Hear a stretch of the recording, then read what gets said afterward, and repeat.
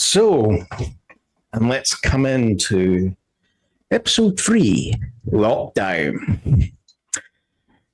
So it's been about a week since the events of that night, where the city went into a wee bit of, let's just say, exuberant conflagration there of a certain kind.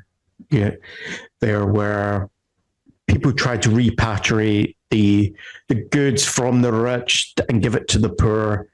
There was some little burn-ins here and there, and what was ready to be complained about the lockdown effects, martial law has been declared.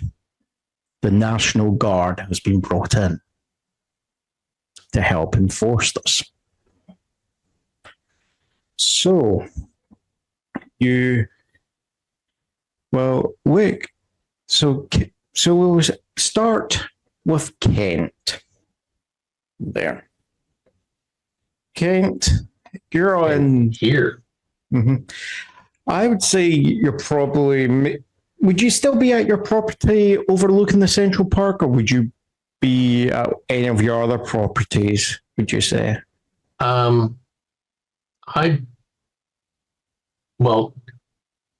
where did we end off last time? So we were in my apartment, and I was waiting for Asra's father to show up somebody to show up to take Asra home. Yep, that's happened. That happened. Yep. Okay. Mm-hmm. And my headphones just cut out again. Mm-hmm. Hello? Hello, darkness, my old friend. I can hear you in one ear. But everything else is going dark. Well, okay. We'll finish me and then I'll fix it. So thank God it's not working now because he's singing. Right. To sing. Got it. Yes, I think I would still be at the property overlooking the Central Park. So we're talking about the property overlooking the in the mid city region. Come on, okay. Give me some sound. Right. Some sound. It's not you. Okay, go ahead. I'm holding it down, so I'm getting both ears now. Right. You're getting both ears. Okay. So don't shout. Okay. So you've been presented a wee bit of a mystery. Okay.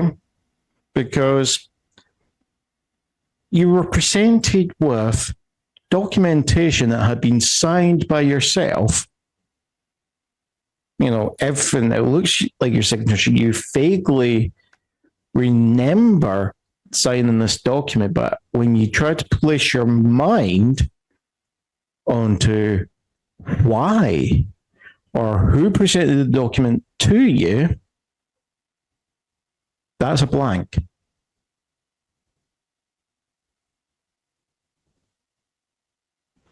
And also, you know, it's like the other aspect of it is, yeah, you might have potentially backed something like this, but you would not have gotten the artifacts delivered to the museum because that was not equipped to handle the items for identification. Okay. So somebody is pulling a Jedi mind trick on me? Well, that's for you to try. And no, there's no sound. There we go. And I would say it's been bothering you, that aspect of it, of you remembering that you filled it, but you can't remember who or when or what conversation had. And again, do I remember where I signed it? Give me an intelligence roll, sir. Let's just see how well you do with it. Oh, right. I guess I should fix that. Submit.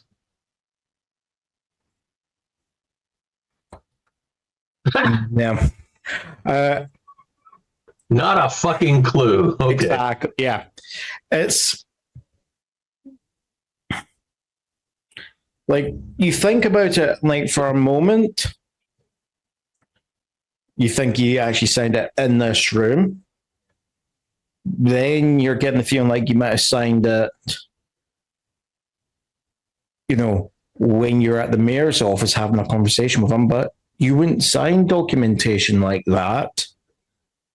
It's like when you try to really think to place it down, it's like you get a jumble of other memories, okay, that seem to come to mind, but they wouldn't even make sense because like the context of what you're remembering wouldn't make sense to you.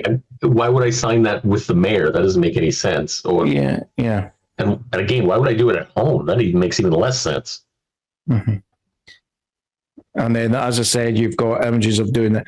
It's like you're doing that at the office, you're doing that on the yacht, and it's just like a jumble, right? Every time you try to place it in real, it's like you're then just getting an image of somewhere else with other people who would, you would do business with them, but you wouldn't be working with them with this sort of thing. They're like purely business. They're not into your other activities like your funding archaeology and all this sort of stuff. So I signed it on the yacht in the canal with the mayor and his dog. Sounds like the worst seal, and never mind. Sounds like the worst game of Cluedo, doesn't it? The butler did it. There's a wee story about the idea. The concept of the butler did it is actually older than the first recorded memory of that being a part of a plot in a mystery novel, because that, like, the first novel that's being remembered and noted having that as the butler doing it, okay, it's like 32, but even then it had been noted it was a cliche, so it means it had to have been written in earlier books, but those books are lost. Not necessarily books. It could have been a play there. Yeah, but this is the thing. Where the idea came from, where it was a play or a book, it's gone. It's missing there. We don't know where it's a cliche from in our generation. There. Okay. Back onto the game. So yes, you're having these issues. You've been trying to do. Apart from that, there has been another aspect of business has actually been coming up, because a certain gentleman that was at your gala, he didn't acquaint himself with a certain police officer there, Mr. Slaverman, who turns out, you've known him for years. He runs the Downtown Development Corporation there. He's been trying to get a hold of you to discuss about your opposition to a proposal of a redevelopment plan that he is proposing for a lot in the downtown city, in the downtown region of the city. I'm gonna zoom into downtown. Where is downtown? So we're talking around the CBD area. Okay. It's actually just a wee bit. The lot in question is, just on the edge between the CBD and the French Quarter, but this is just a wee bit there that is an empty lot because the building that used to be there was torn down, nothing had been put up new because, the people developing it ran out of money. And it's been used as has been used by the homeless in New Orleans. And there's actually a soup kitchen that's run by a local church there. And the Downtown Development Corporation has been trying to get them to move. But there's been certain individuals and certain citizens of the city, yourself included, who have actually been standing up to that. And what does Slatherman want to put there? He's talking about a casino.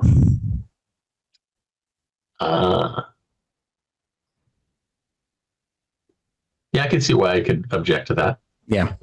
French Quarter doesn't need more casino. Yeah, there's a hotel complex that's just down the road, and they're hoping that by building the casino they can connect it up there and make more of it. Okay. Is from what it's the information you've got is the plan. There is other elements to it. It's not just the fact that, you're opposing it. It's also people like what he's wanting to do is going to go against local gambling laws there. So he's been trying to push on this. This looks to be one of the reasons why it looks like he's actually been given a lot of campaign funds to your friend, the mayor, to try and maybe ease the objections to, because if this thing is built, it's going to be like the biggest casino, such facility in the city by a long margin. Okay. What was Slatherman's first name again? Robert. Robert. Mm-hmm. All right. So I'm going to be trying to undermine Mr. Slatherman. Okay, good to know. Mm-hmm. So he's been trying to, and I would say is at this point you get, with me just bringing this up, you'll get a call, you'll get just a wee ringing on your phone on your desk there, and it's your assistant saying, Mr. Kent, it's Mr. Slatherman. He's calling again.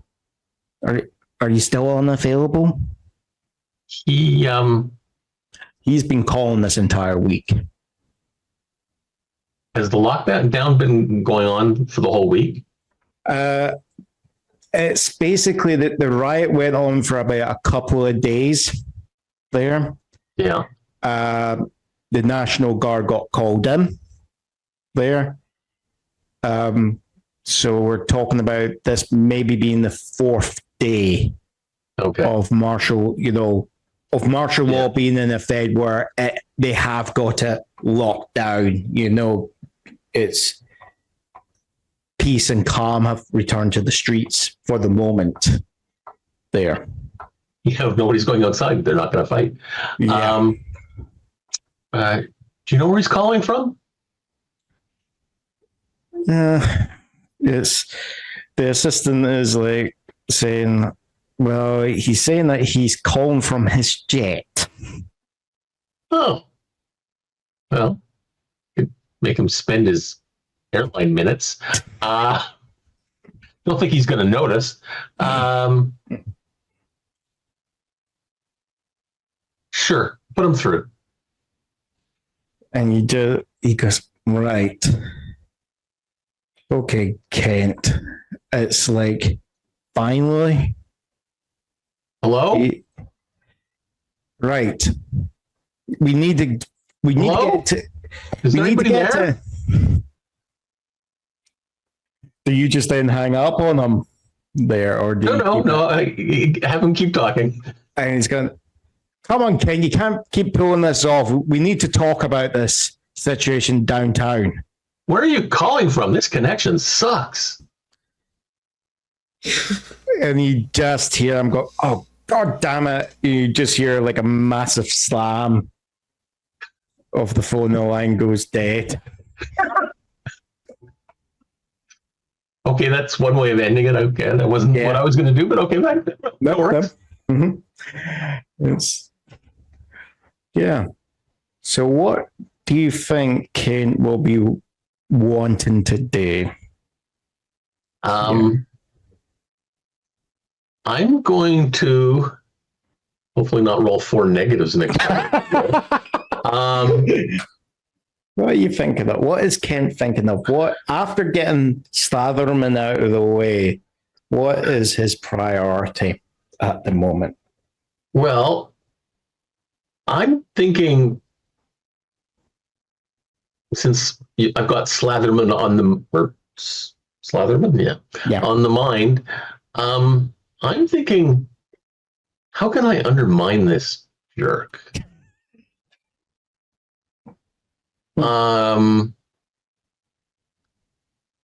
going to call my assistant back because I assume they didn't stay on the line. Yeah. I'm going to call them back and say, you want to put a team together on finding some, what would be the dirt on Slatherman? He seems to be trying to bully his way around. I might even have to talk to the mayor about this because he's just trying to basically buy his way into an illegal casino. You know, nothing's illegal if you get the law. I mean, did you know? It's like, no, but it's only illegal if you get caught. Yeah. No, your assistant's talking to you about that, and they were going, well, I'm wanting you to do a roll against your wealth there. Okay. I'm not sure how to do that. So at the moment, you've got 5 boxes of wealth. Yes. Okay. Not taken up. I would say for you, the idea of how extensive are you wanting this team to be? Are you just wanting it to just be like a plucky, noir detective, just in a shabby trench coat going after him? Or are you wanting to spend like big bucks where it's like fully like blacked out SUV trailing behind them, multiple teams and all this sort of stuff? That might be hard while he's in an airplane, but no, but you get what I mean. And it's like, what? Well, how much more do I get per box? It's what happens is the more you describe what you want, okay, it's going to cost you more boxes. Okay, so you'll get to roll with the full 5. Okay, you'll roll with 5. The wealth will give you 5 plus whatever you roll. Okay. That will determine eventually when the information comes back. Okay. How good the information is. Okay. But the more money you spend to get that information there means that you might be short of money for other things you need until you replenish your wealth there. Yeah. Because you get a box of wealth back at the next session there. So if you spend all 5 to get all 5 back, you have to wait 5 sessions there. I think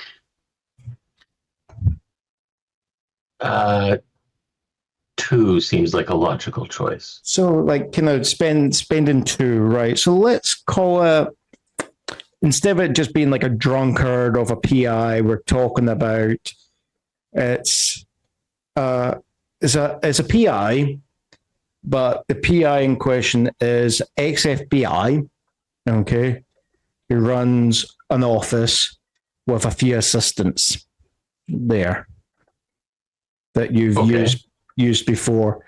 They, of course, they won't break any laws there, but he's doing it. You can if you want.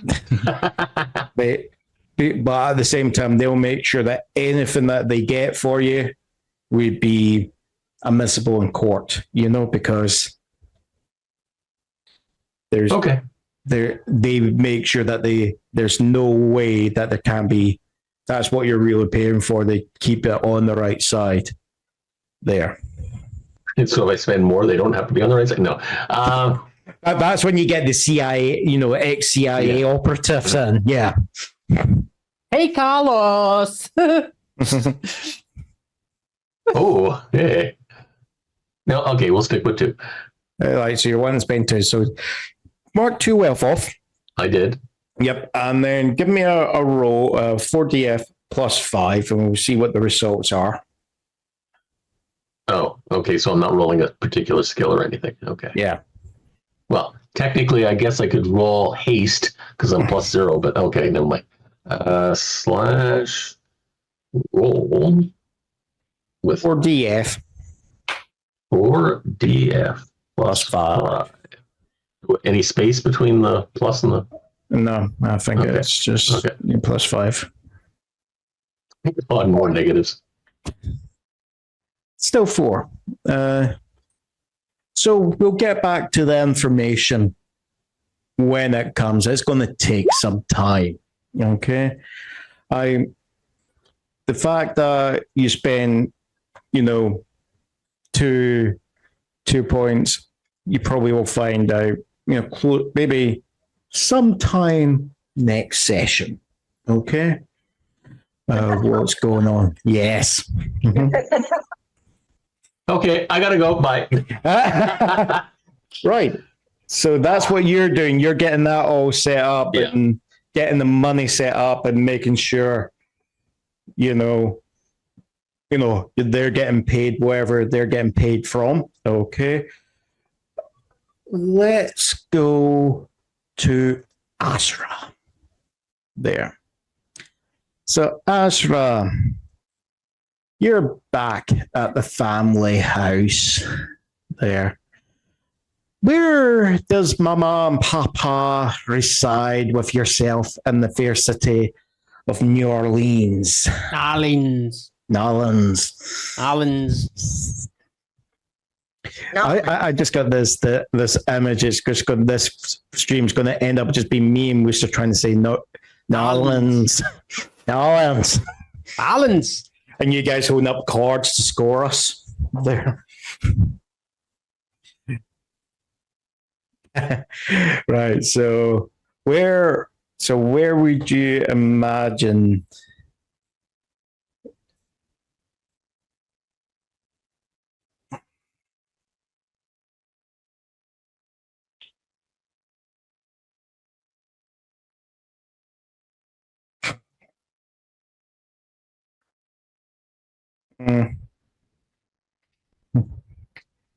I get the feeling that, Gossip Girl over here is gonna be,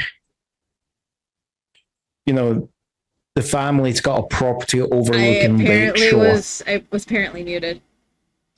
So whoops. I should repeat what I said. So Mom and Dad have been technically fighting because of my debut. I've been hiding in the house, avoiding both of them. Right. And you've got, so I would say your family's got some property overlooking the actual lake there. So in the north of the city, near the West End there. And I'm hoping the West End in America follows the kind of same tradition in the UK. Generally, West Ends are the nicer part of town. Generally, I'm hoping it is in this fiction. It is in this fiction. Yeah. Because if you say the West End in, like, say, Glasgow or Edinburgh, that's where you find a lot of the theatres there. But anyway, it's so that's my logic there with this. For all I know, it might be the ghetto. For all I know, but anyone from Nolans, correct me if I'm wrong. Okay, it'll be interesting to know. But you're in your room,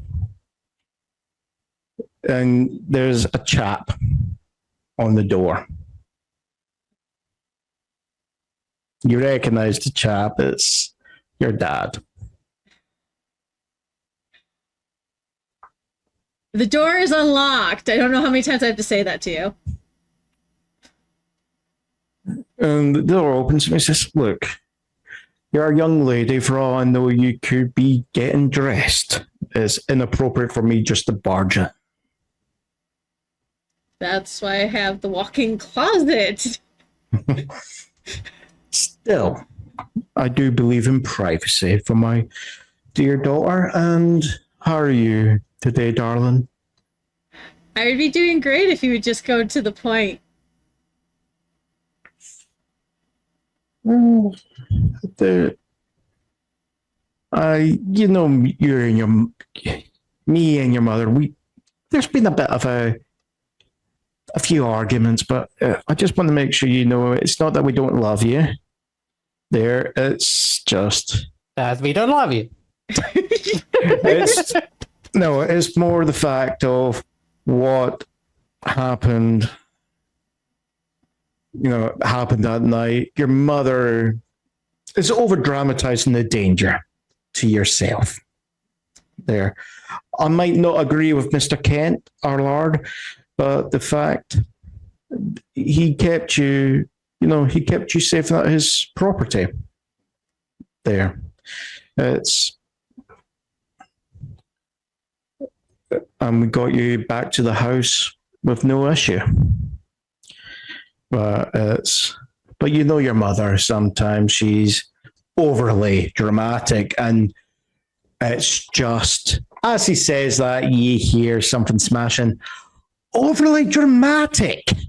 And he goes, fuck, I hope that's not the Ming phase. Just bought that. You need to rechange your wording with her half the time, and the best way to satisfy her is just slay her. Sorry, I misheard what you just said there. No, you didn't. I heard slay or lay, and either of them is Yeah, that's what I'm... And this is where the GM will go off screen for a moment and hyperventilate. And Asra came back with no issue. Yeah. That was another interestingly worded one. Oh, Steve. Who's that? Right. Okay. If you would just lay her, Dad, she wouldn't be like this half the time. Also, she's kind of technically pissed because, remember, she sent me there to, AKA, bag us people for our business.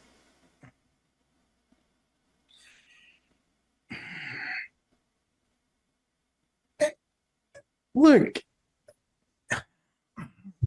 you see your dad kind of fluster a wee bit, and he goes,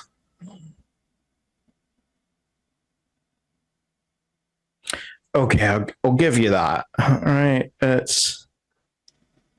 But let's be honest, dear. It's like when people see either me or your mother, they know to be on their guard. There. You're unknown quantity to them. And at the same time, I realize you do have a right to socialize by yourself. And no, you going to a nightclub is not socializing, young lady. You do need to socialize with people of our caliber at the same time. That's why I go to the upper class nightclubs, not the one down the street where our housekeeper's found. Yeah, that's still a bit. Yeah, it's. Yeah, don't get me wrong, you might be dancing with the second and third sons of people of importance. You're my eldest and only heir. Don't go Hamilton on me, Dad.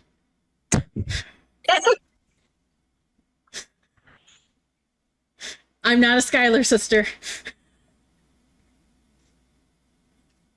And he goes, look, I'm not asking you to do Pride and Prejudice here, dear. I'm just asking you.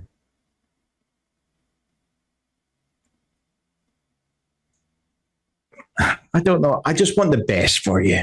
And the last couple of years, you've just been, I don't know, restless. You wanted to do college, then you gave that up. You were then wanting to do art, you gave that up. It's like I want you. Dad, I didn't give those up. Mom had an episode every single time. You kind of forgot that part.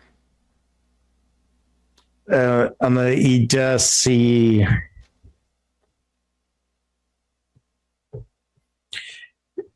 your dad again. He just sits down and he just goes, okay, yeah. And the last one, you pulled one of her tricks out of her own book. And that was with this debutante thing.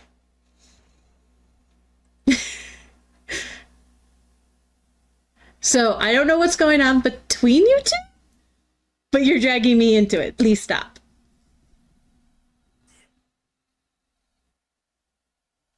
Okay.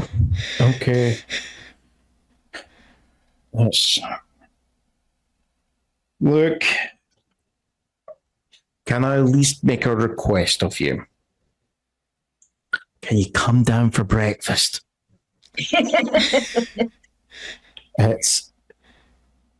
I'm not asking you to host the ceasefire. Okay, I'll work it out with your mother. But both of us would love to see you out of your room. Okay? I mean, don't get me wrong, me and your mom are getting on at the moment like cat and dogs. I know that, and I know it's not a comfortable environment to be around when we're going at it like this. And I'm sorry. I will go downstairs. Okay. You go to your room with her, try to figure out what she broke, bring her downstairs. I'll make sure she has her favorite glass of wine, her favorite dish, and your favorite dish, and your favorite coffee made. And we'll patch it up there. He's going, hold on. Glass of wine for breakfast? He's just going, hold on. Dear, surely it's not 5 p.m. yet. She just threw something.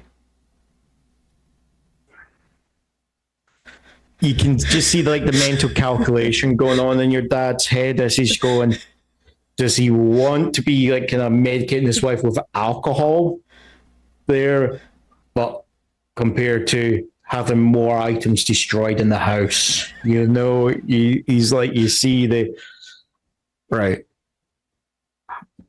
just a smidge, right? I'll make sure it's 75% the really good grape juice. I would prefer just a normal grape juice, not even the 25%. And you hear him just muttering his head, and I'm just going, oh, marry a woman, they said. It'll be fun, they said. It's like surrounded by women, he's just making mutterings there. As he's walking out, Astra hugs him really quick and goes, it's okay, Dad. 25% is not that bad versus 100%. And lets him go and pushes him out the door and shuts it. Yeah, and he's just going, okay. Just as that is going on, Calista.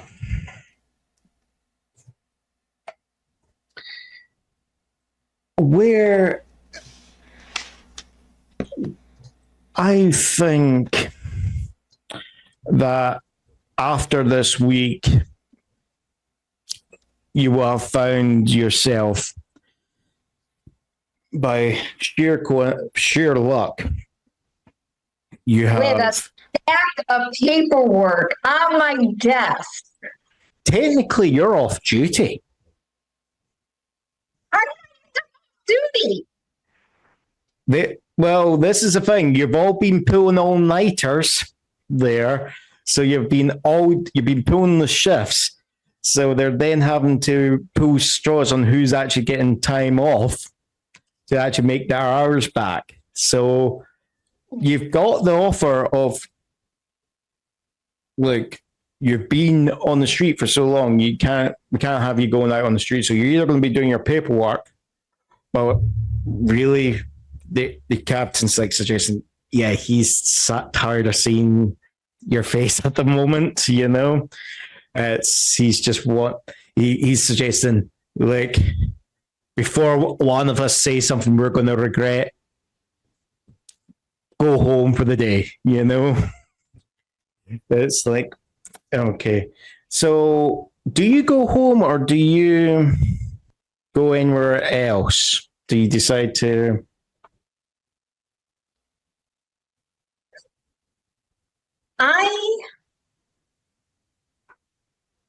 What does my spidey senses say from what happened previously 2 weeks ago? Well, with the week, sorry, yeah. Oh, you mean 2 weeks ago and stream time? Yeah. The set is tense, right? I mean, you've got officers walking around in riot gear on the city streets. They're backed up by National Guards on major, intersections. There's Humvees there. People are allowed, to go out and get necessary items there. So supermarkets and all that are still open, but basically they're really enforcing everything else as they're going, yeah, we don't want they're trying to keep everyone inside at the moment. So it's tense there. Okay. But something is nagging at the back of my head. What happened to that guy? Oh, you mean Mr. Devereaux? Go. The one that just slipped through the floor or something. Oh, right. Okay. Where did that guy? I'm thinking it's like that was a parlor trick. How did that guy? I want to know how that guy did that. Okay. So how do you think Calista is going to be trying to look into that? Going back to the scene of the crime. Okay.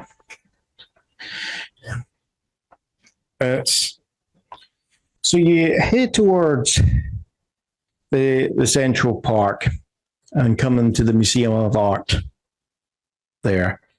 As you go down the streets in your car, you'll find that you get stopped at these roadblocks. But the moment you flash your badge, no cop is none of the cops, none of the National Guards are looking at what you're, if you're on duty or not. They're just seeing the badge, they're letting you go, Sorry. Mm-hmm. So John missed it. Yes, they did. As long as you flash. Your badge? Get on point. The GM was behaving, and then you derailed him, folks. That's a first. Okay. Wow. Wow. I thought Astra already derailed you, but that's okay. Well, shots fired, folks. Shots fired. Cause of death, backstabbed by his players, and calling him out on his bad habits there. We just know you. Yeah. No, so you've flashed the badge, not the boobies, there. You didn't need to say that Yeah. aloud. Right. Behave. Right. And you get to the actual the museum. There is actually still a small kind of police presence because there is an investigation going on because, but it's just with everything going on, it's not been properly been able, it's not been properly swept with forensics and all this. So it's only really, there's just like one squad car there. And that's just to try and keep people away so that when the time it does get there, hopefully nothing's disturbed.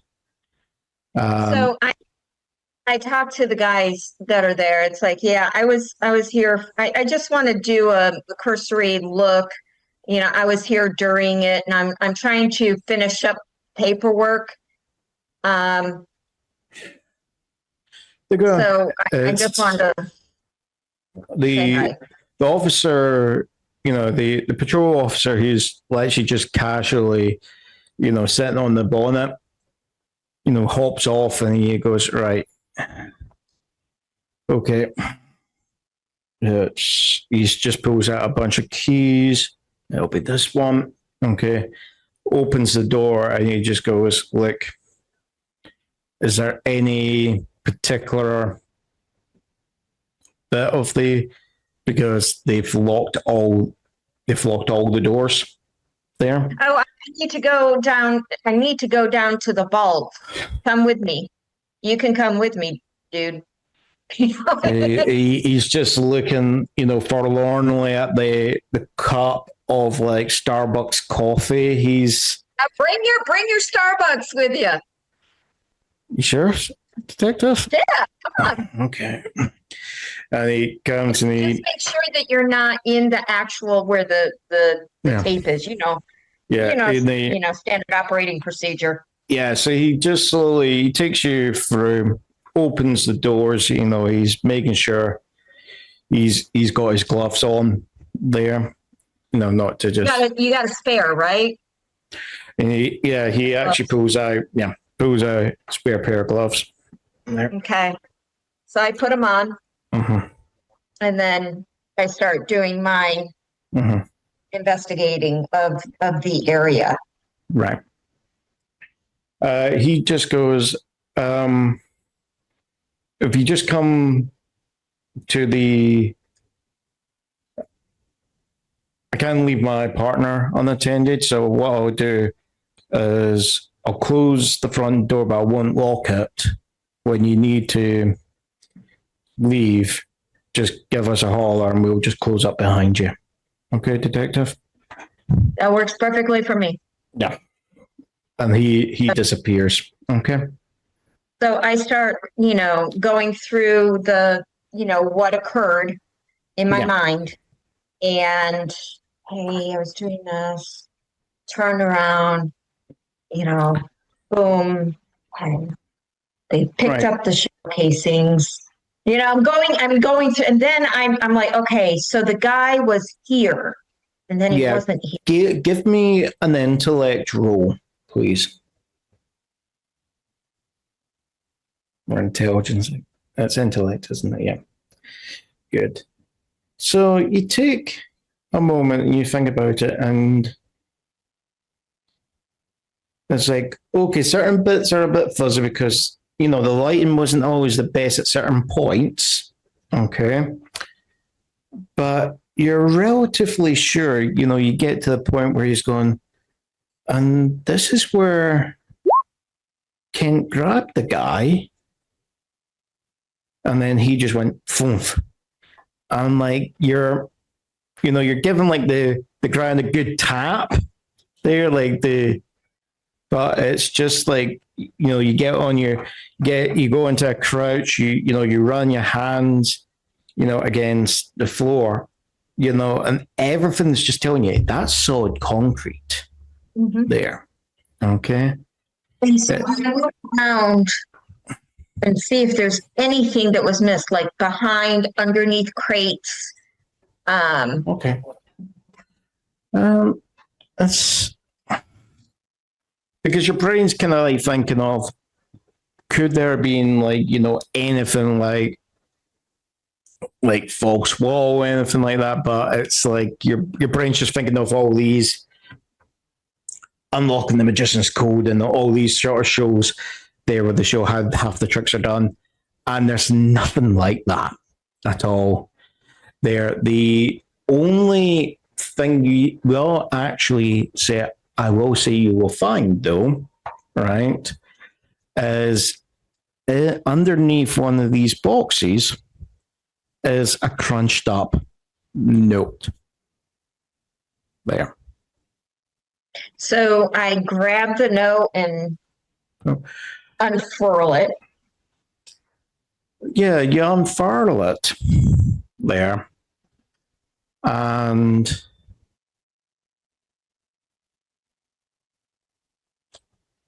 can I get, let's have another intellect roll.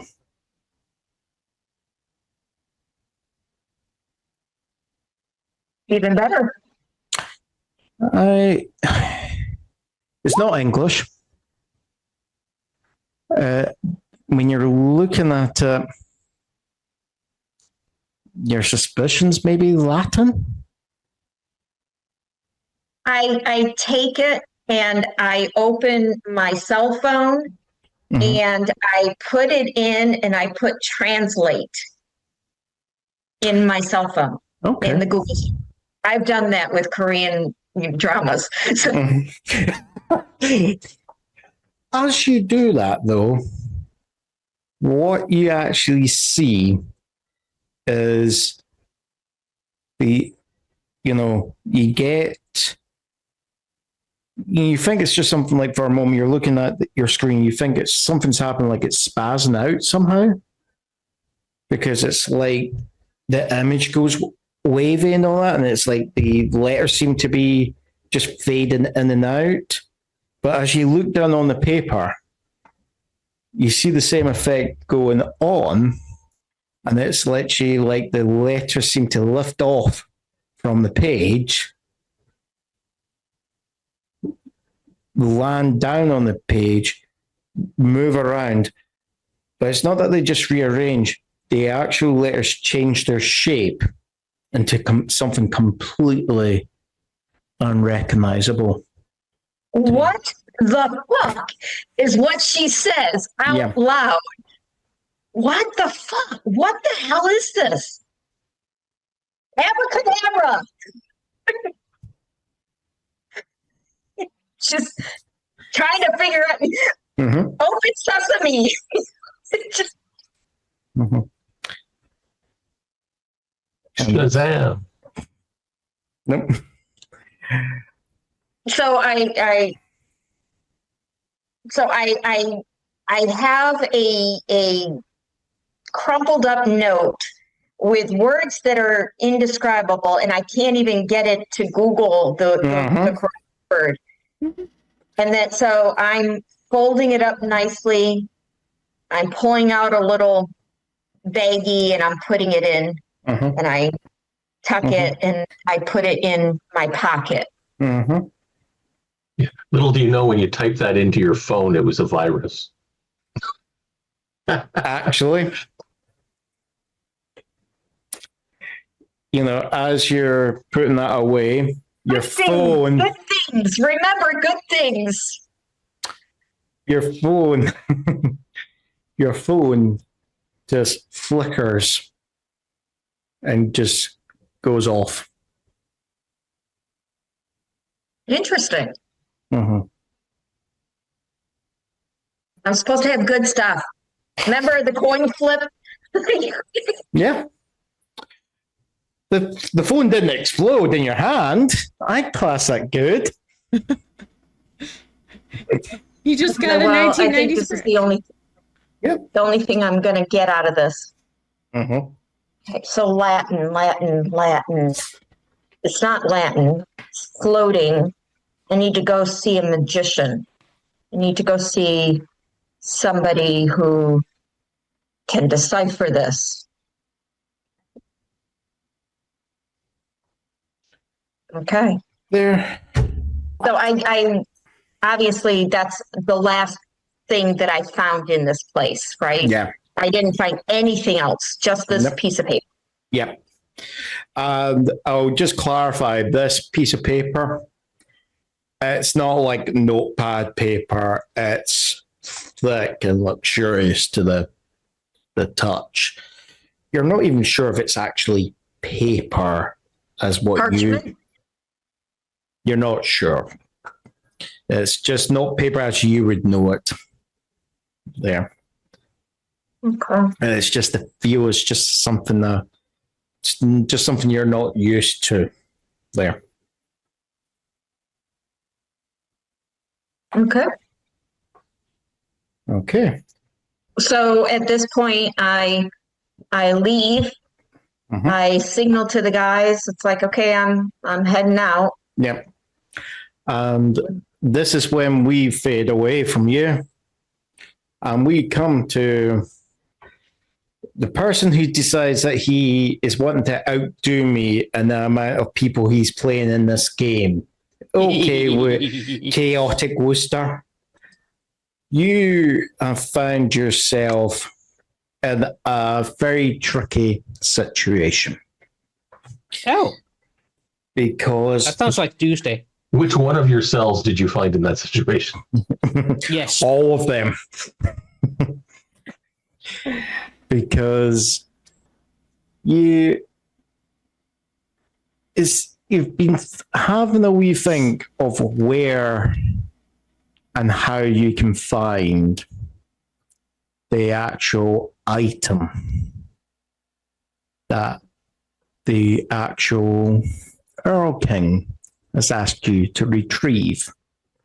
You found one of his Wild Fae Anubai soldiers who actually are, let's be honest, saying they're a soldier is an insult to such a creature, more like akin to high-end bodyguard / assassin.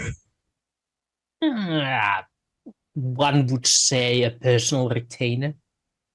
Yes, and that personal retainer has a few brothers who will be a wee bit annoyed to find out he's dead. Yeah, well, luckily that wasn't my fault. Yeah. I think Uh-huh. that there is this period in the in the first millennia, the early 200 years, that I have like zero recollection of what I did.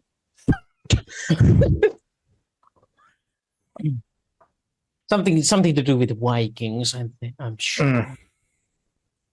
Right. So no, it's.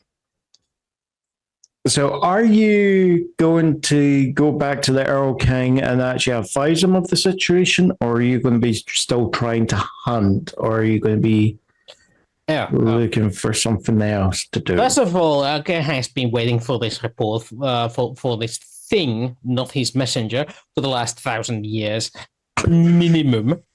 So I don't think a couple of days is gonna make a big dent. Oh, he's not been waiting 1,000 years. This is more like these guys get dispatched when there's needed things. The guy's been missing for a week.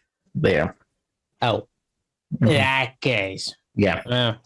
I'm just like, how the hell did he end up in a sarcophagi that hasn't been opened since the ancient era? Well, that's what you. Oh, that's what I. That's a very good point. I do agree with myself. I am a very smart individual. Yet again. Okay, so he's been missing only a week. So you can't be that old details. So yeah, I would advise the Earl King of the situation that his servant is dead by paying back the servant. Okay.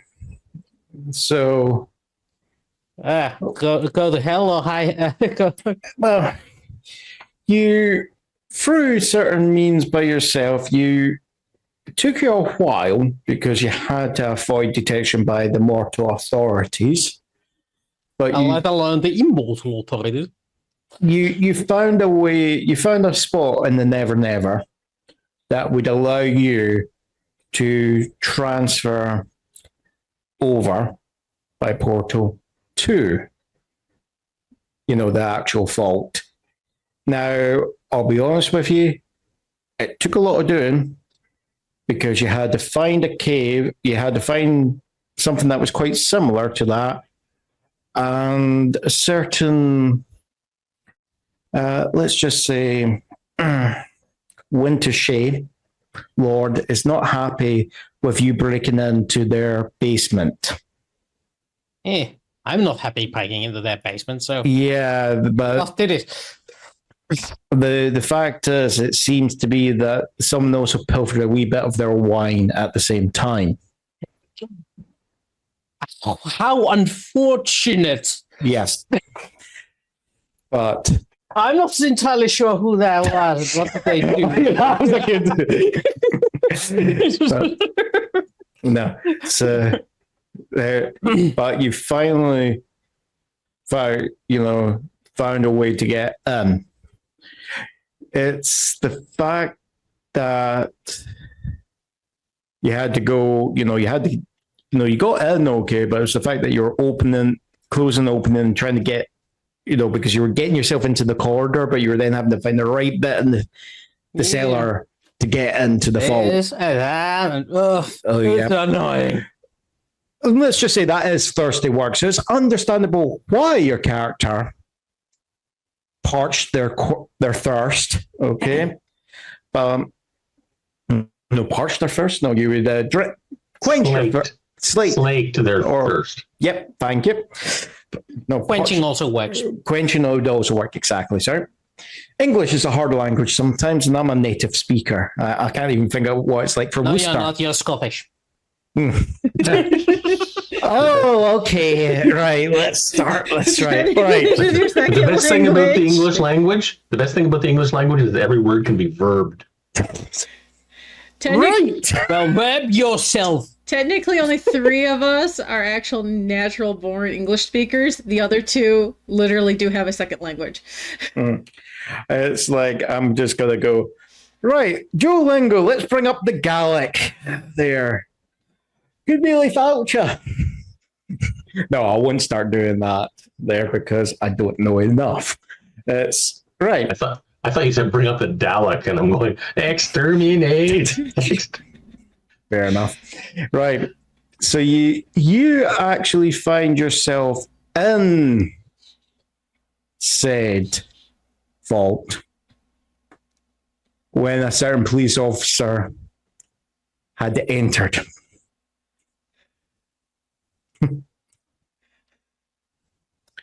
And you would have actually seen the actual paper that she found and the effect it had. You will, of course, realize that the parchment has been spelled, okay, to actually, just basically, it was written in a language, it was written in a language for the intended person that they would understand. But the second someone else tries to look at it that's not intended for, it's going to change itself. Okay. Sounds unfair, but not my problem. Please. There is ways of getting around that spell. Okay. The issue is these items don't last. Okay. And probably the only reason why that has lasted as long as it has is the fact that it's been down here in the vault where it's not been exposed to sunlight. So if she takes that out, the longer that's in the sun, any potential information or clues on that, are going to get wiped. So it's dark in here, yeah? It's dark. The light here, even though it will give off give off as brightness, it's nothing to do with brightness or the type of light. It's the fact that the sun has properties. Not what I was after. It is dark. Yeah, if you're, there are shadows there. If that's what you're asking, yes. Right. I'm gonna sneak up to turn off the lights again. Okay. While she's attempting to head out, I'm gonna get to the lights and turn them on. So there is a slight retcon to the story there. There is just for Calista, when you were leaving, there was actually an issue with the lights there. And when you turn off the lights there, Mr. Cow or Pythagoras. Chow, yeah, sorry, yeah. Pythagoras. Moo. Or Slab. What is your actual plan? To use the cover of darkness to steal the paper from her. Okay. That's going to be kind of interesting considering the fact that I put it in my front pocket of my jeans. Yeah, but you ain't a professional pickpocket, are you? Okay. You Kinda like are it. in a got a pocket point. for a reason. Yeah. So it's going to be a contested roll there. Uh-oh. Do I get a bonus for being in the dark? I'll give you created a situation there where you've created darkness. You'll get a +2 to it, to your roll. Okay. It's how would you be doing that? Would it be with just sheer haste, or would you be? Oh, it would be according to the lines. She's gonna go. She's gonna go and dig out a phone or something to get herself some light to figure out. Phone's dead. His phone's My dead. phone is dead. The phone is dead, so she's gonna stumble around to find. No, well, I don't know that yet, but I'll soon figure out that. But you probably do have a flashlight. Maybe. We're in the 2020. We're 2020 roughly. So technically, you wouldn't. Our phone was our flashlight. But I'm pretty sure that in most places where you have a cop, you have a flashlight that is not dependent on your phone. Oh, like a lot of cops will have. Some cops might have tack lights on their guns, also. You know. But most places, if you have stairs, they have Emergency lighting, yeah. And the light switch at the bottom. So even though it's dark in the basement, the lights going up the stairs are there. So I would not have to worry about a light. It's in the actual where I found the thing in the vault itself that there's no. Yeah. Yeah. Exactly. Anyway, she's significantly slowed down by the fact of no light because she has to watch her step. Yeah. So it's going to be among that just shadowing close. Right. So slowly go for the pocket. She put it in. You would have to get it before I left the. Yeah, I think yes, I'm thinking it might be a haste there. Okay. Actually, and I think it's going to be like Calista's going to just be defending with haste because I think it would just be hard. She's, hard just trying to leave as quickly as possible, Fair point. Fair point. So I think it's both of you are contesting with haste. There. And I'm invoking the darkness. Yeah. And Wooster?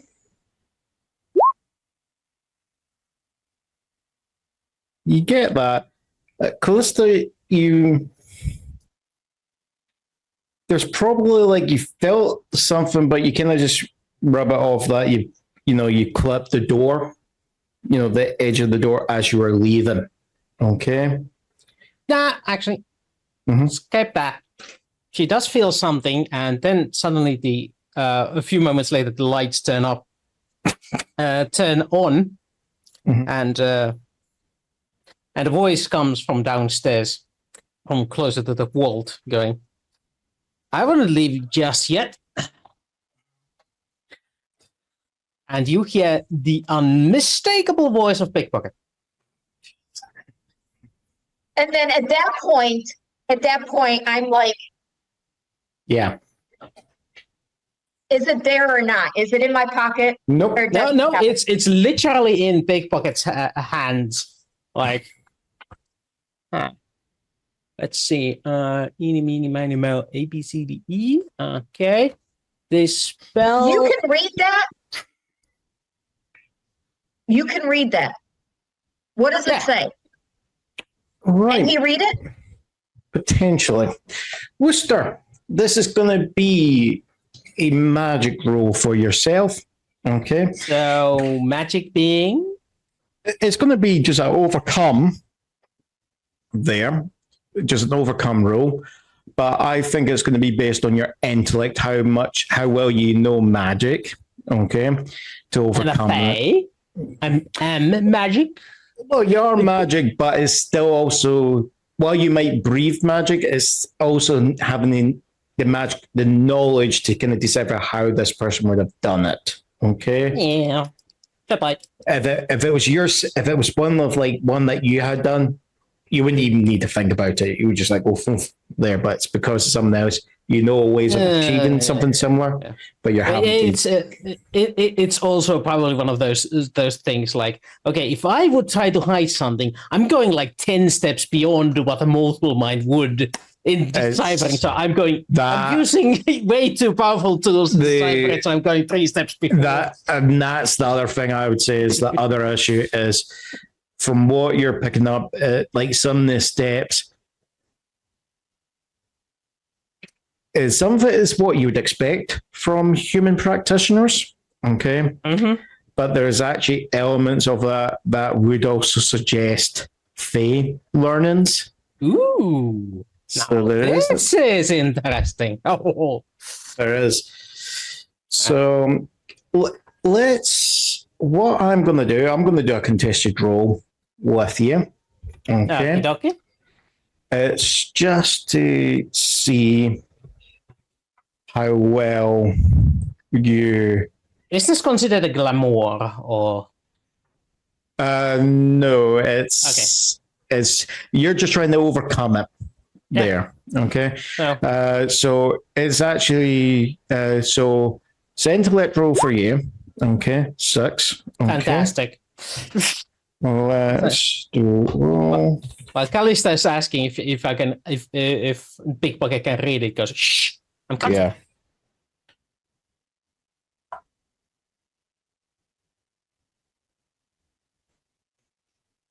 Right, I'm going to do that, but... Yeah, 6.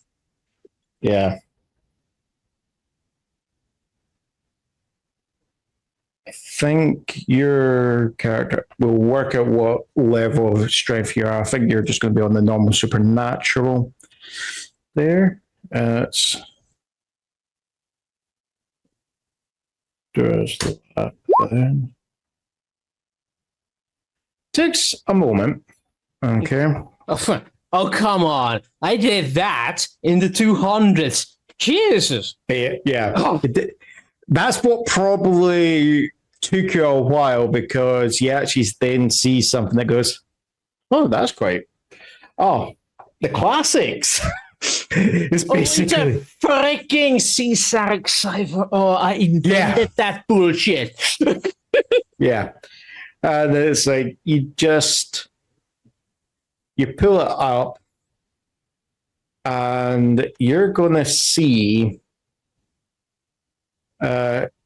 so when it actually pulls it up there, it's going to give you.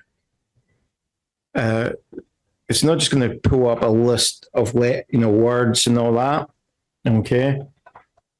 It's going to give you a seal at the bottom of the vellum sheet. Okay.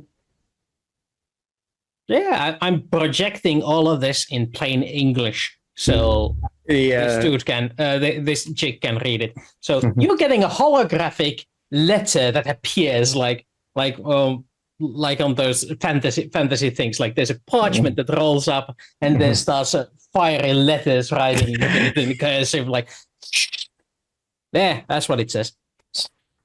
So, Game Master, please continue. Yeah, that happens. And this is the way, Calista is looking at it. Yeah, so you're getting this like fiery writing appearing, and it just says, take the bronzes and bring them back to the agreed location. There's actually even the voice line. Mm-hmm. It's got like the sound of Robin Williams as the genie to it for some reason, It's and there's a wee bit of music going on in the background. It's like they're all the way. Mm-hmm. But it's just as it's coming to the end, the seal comes up and blazoned, and Wooster, you would actually recognize that seal. Oh, who is it? I am going to send you a wee message. There. Private stuff.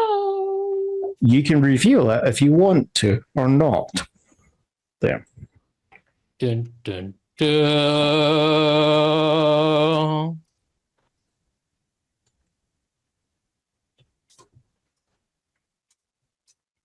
Uh-oh, it's a long name.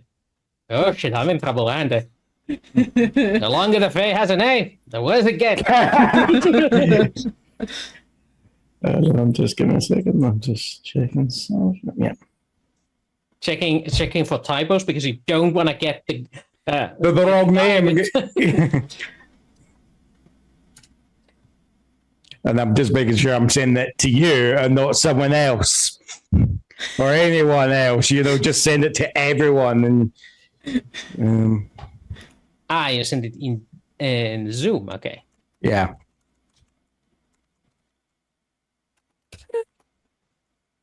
I wouldn't mind. Mm-hmm. I wouldn't mind getting it. Mm-hmm. Yeah, the fact that he said that, I was like, okay, who's he talking about? Mm-hmm. Well. Mm-hmm. Ah, so here you go. And then handing over the paper back to Calista. Enjoy the new information.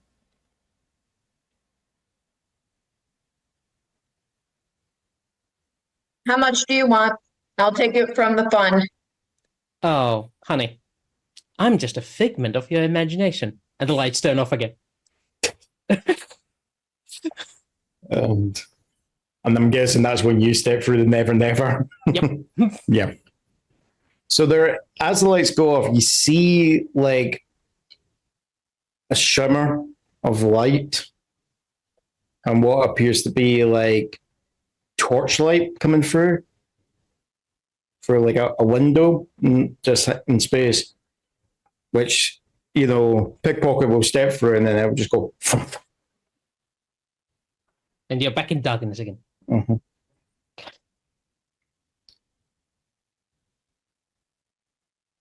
But of course, at the entire point, this is the flashback, and then that's when you leave. It's like a weird, how do you call it, deja vu experience.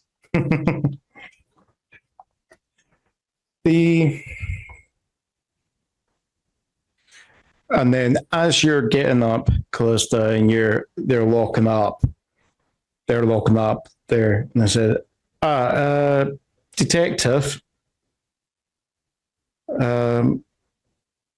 it looks like you and you've been called back to the precinct.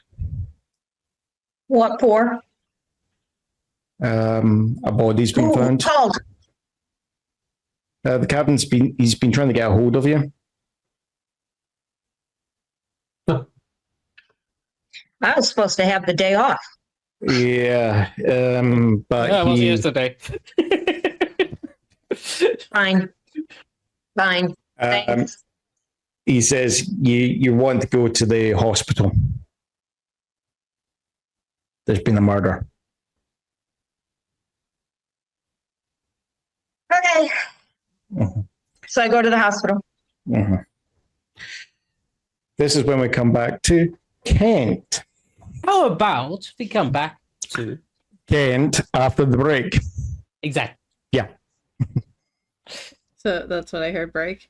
Yeah. Yeah. Welcome back. There. And welcome to the second part of how John will torture and torment his players. Oh, sorry, did I say that out loud? There. No, I didn't you get did. anything. At least you said players, not partners. This time. It's like, yeah, I'm not going to say that because I'm going to get a slipper flung at me again. There. It's right. So on to Kent. There. You've sorted out your morning there. You've sorted out, you've made the arrangements with the ex-FBI agent, who we will not have a name at the moment unless you want to think of one. There. Okay. But we can come up with that later when he and his associates. Mulder, Scully, no. Oh no! I know just a guy. Mhm. He goes by the name of Zero.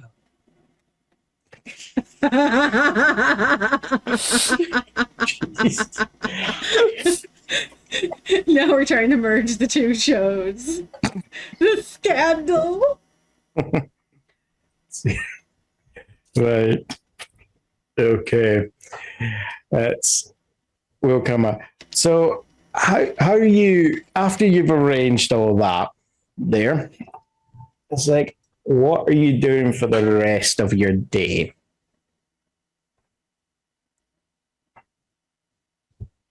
Well, they want us to stay indoors. Yeah. But at least I have a way of getting around that doesn't involve going outside. Mm-hmm. Oh, what happened? Okay, why is there a $sign in Mid-City, and what happened to the GG that was right beside it? The GG is for a certain gossip girl. The $ is for Daddy Warbucks. PD's for the police officer. So hold on, she's moving around. I've just not yet placed her. CW is for okay. So these are our character icons. Okay. Basically, I just came up with some ideas just to give me ideas. You can come up with, when you come up with avatars or tokens to use for you guys, we'll replace them with that. Okay. Okay. So, what are you? So, as you said, you do have a few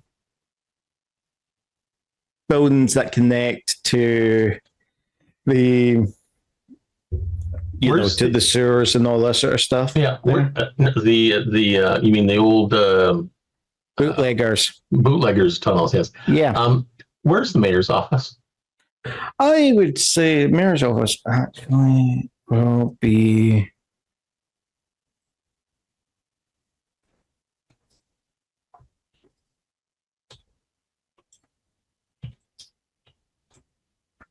That would be 1300 Perdido Street, New Orleans.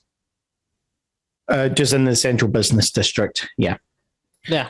Thought it would be, but I was just wanting to double check. Yeah. So we're talking about it being all the way down around here. Okay. That's not very far away.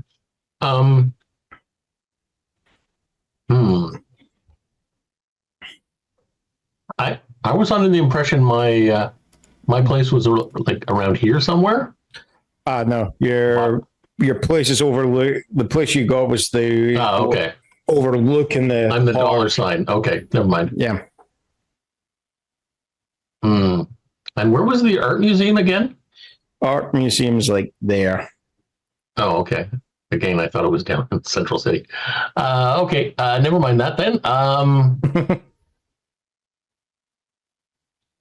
gonna give the mayor a call, see if he's in his office. Oh He has yeah. time to see me. See if he has time to see me. It's like You mean the one that you kept not answering for no, the no, no, No, that's not the mayor. No, that was Slaverman. Slaverman's been trying to cozy up to the mayor. No, it's like, yeah, Ken is like your assistant comes back on the phone. They go, Mr. Ken, that's me got the mayor on the line for you, line 2 there. Okay, thank you. And it's just, Kent, how are you scurry old dog? Weird way for a woman to talk, but okay. Oh no, different. Nope. Right, it's not Latoya or whatever her name was. Well, it is, but I'm doing okay, except for this rather inconvenient lockdown. But yeah, Look, I know it's not on you. It's not on you. I'm gonna blame Trump. it's like, let's be honest. Did I want this? No, I don't want this. But at the same time, there's a pandemic. I didn't want that there. And we are where we are. It's like, I couldn't let the city burn. No, There. I completely understand. I've been being pestered by a certain, should we say, possibly corrupt businessman that's been bothering you as well? Oh, Mis- you talking about yeah, the slaver guy, Slatherman. listen, look, Kent, I know your views on Slaverman. Okay. It's like, I don't think he's corrupt, but I would say he's a bully. He thinks, because he's got money, he can throw it around there. But at the same time, I can understand, there is some certain arguments and it's gaining traction in certain parts of the community because this development would bring jobs to the city. But at the cost of displacing a fairly good-sized population. And I know, and that's why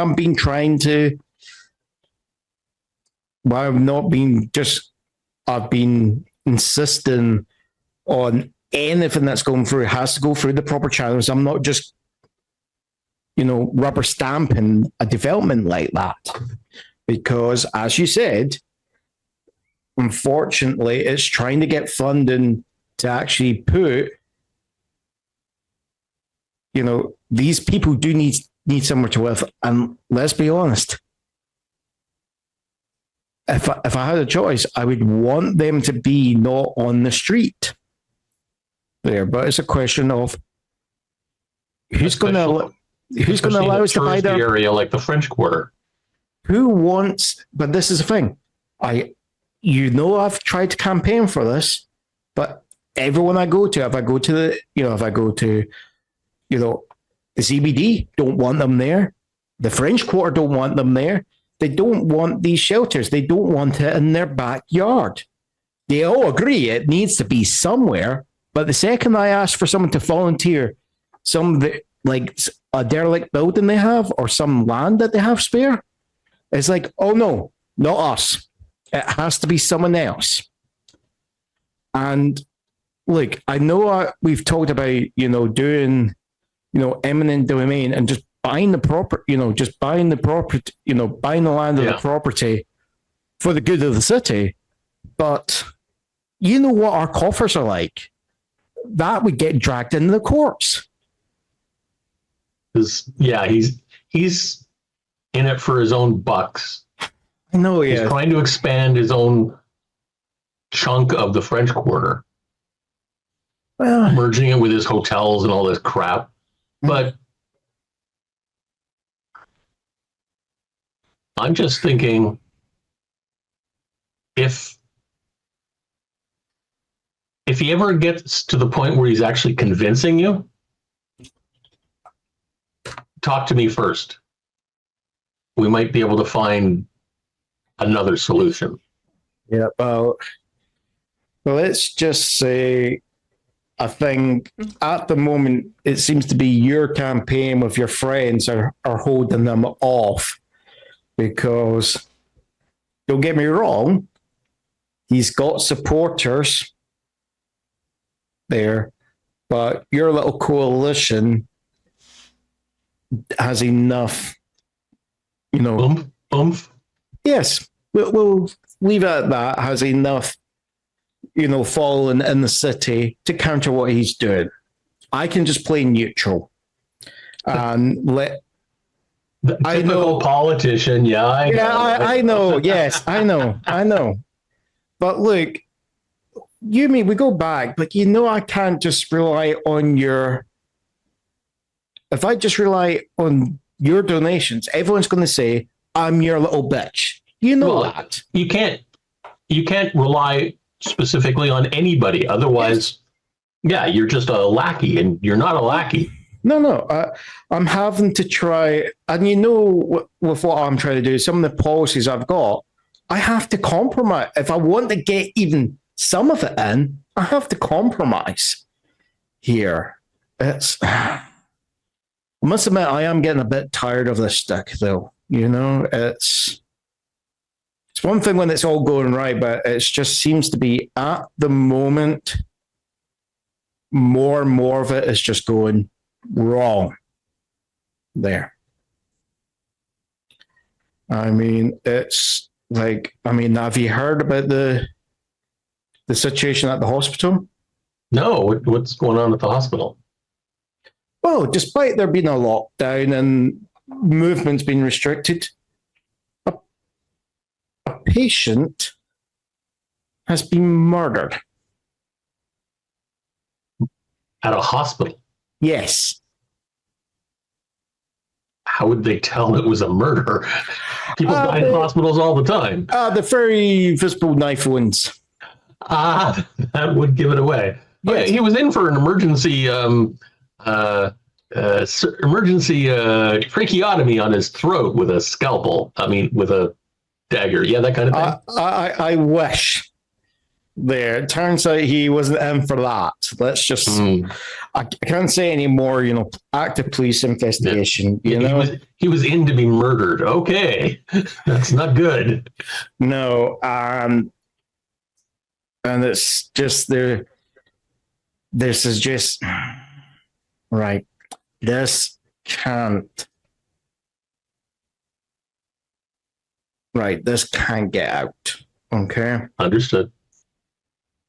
Right. The reason why I'm just saying it is it looks like whoever's done this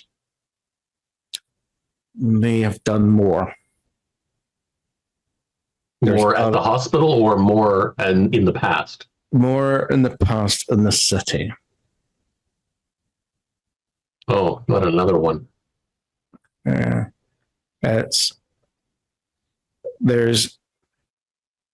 got the police chief, he's trying to get me to allocate more to the police budget because he believes he's got, what running on the streets. Not Colonel Sanders. What's his name? Tony the Tiger. Yeah. Yes, we'll leave it at that. Yes. But but this is the thing. I can't. We know that some of the communities are already protesting about how much the police budget is. But I think got other communities that want New Orleans to feel safe for the tourists. Well, after what happened, 4 days ago when this place went nuts, you'd think they'd be happy to have more budget for the police. Let's be honest. There's been issues with we say bad apples, but let's be honest, they've enforced laws against certain communities a bit more harshly on others. And this is, yes, I don't think, I would argue any community they want safe policing. It's just they've had a history of unsafe policing there. Yes, I understand completely. And this is the issue. They're afraid that potentially more of that budget is just going to go to more of that unsafe policing. That's the issue. Mm. And I understand that. And let's be honest, if I do, if I put in the allocation for those sort of that funding, I'm going to lose support in those communities, which then is going to give men like Slatherman, ammunition. Especially, yeah. Because if I can't get the support of those communities, I have to get the support somewhere else if I want to stay as mayor. I'm going to be psychic and say, I know you're going to be mayor in 2024. Oh, no, never mind. It's, as I said, no, I shouldn't be bringing these onto you. What? So as you're saying, you're not happy with what I'm guessing Slatherman's been trying to tell you to back off. Then that's that would be a polite way of putting it. Yes. You wouldn't he's believe not what done any, the issue is he's not done anything illegal. He's just a bully. Well, don't get me wrong. Building the casino there would be illegal. Yeah, but he hasn't got the permissions yet. Yes. And he needs to get us to change the law, and that's not going to happen overnight. There, he's trying it. He's trying to put up the arguments why it's. Don't get me wrong. There's some people in the planning committee are. I'm not sure if we can use the word bribes. They seem open to it, but again, I think it might just be councilmen that, it looks like they're, people in their regions and their parts of the city could actually be doing with the jobs. Hmm. This is the thing. I can't make an accusation that there's no evidence. There could be there, but I can't just sling accusations that he's throwing bribe money at councilmen. Yeah, I may be able to help in that area next week. Also, with regarding to, I'll call Captain Crunch this time. That's another cereal, by the way. In case you didn't know. A serial killer? Yeah, we're using a code name, so we're not just using that word.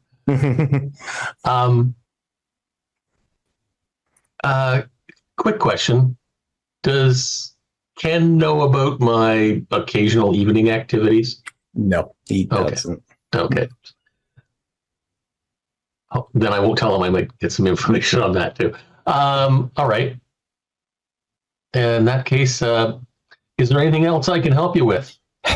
No, and he just gets a knock on the door. Sorry, Kent, I need to get off the phone. That's the colonel coming in there for the National Guard.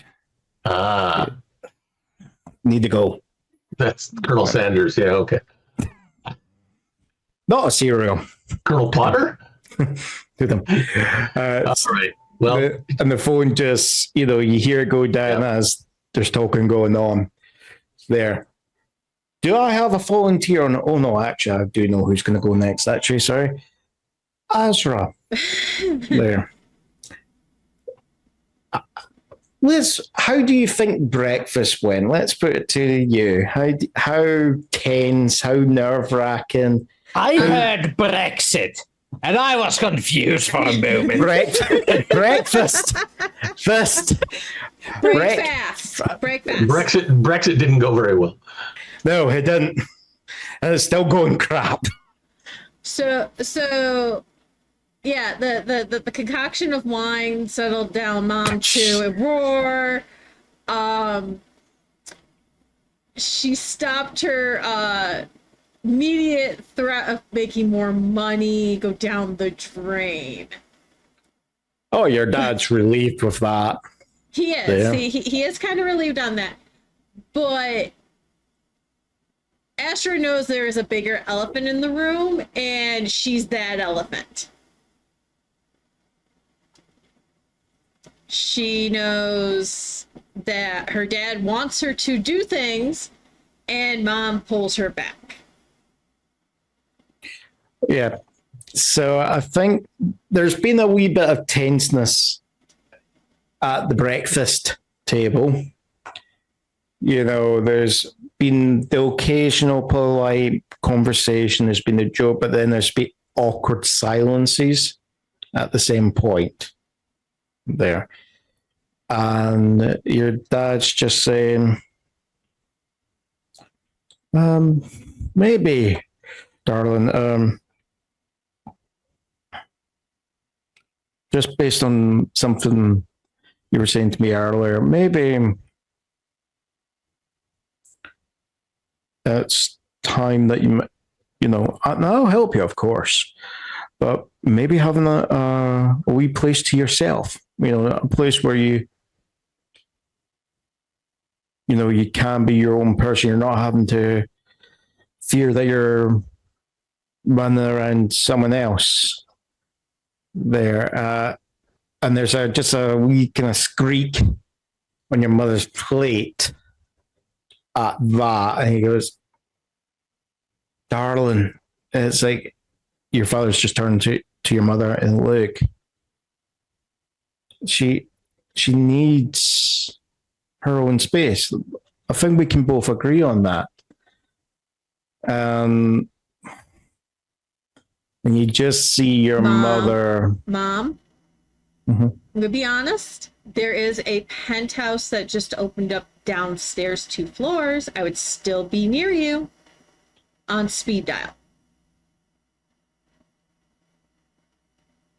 More like a small maisonette, maybe not a penthouse because you're in the mansion. Well, there.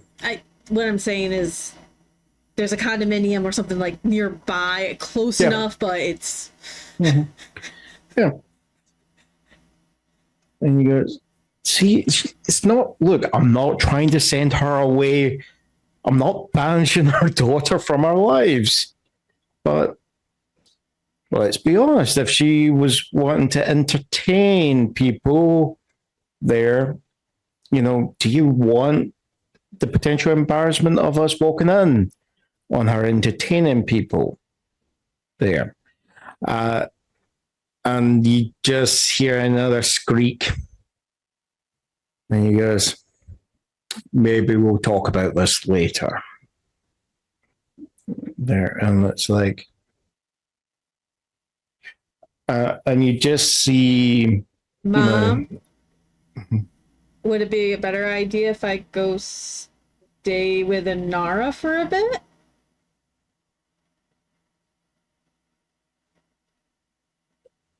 and you don't get anything from your mother there. It's your dad raises himself from his chair, goes up, puts, you know, his hand on the shoulder, gives it a wee squeeze. You know, he will, you know, bring his head, just quickly, you know, give it a wee peg. You see a slight wince on your mother's face. And then he pulls away and he walks out.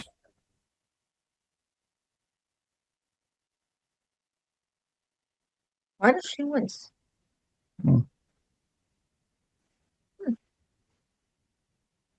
So, is this a good opportunity for a godparent to drop in?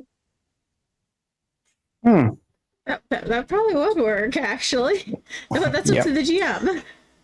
Yes. So Alistair continues his walk through the mansion and finally comes into the east wing of the mansion and enters through the doors of his office and sitting. No, actually, I'd say you're probably you like making a scene there. You are just actually laying on top of his desk.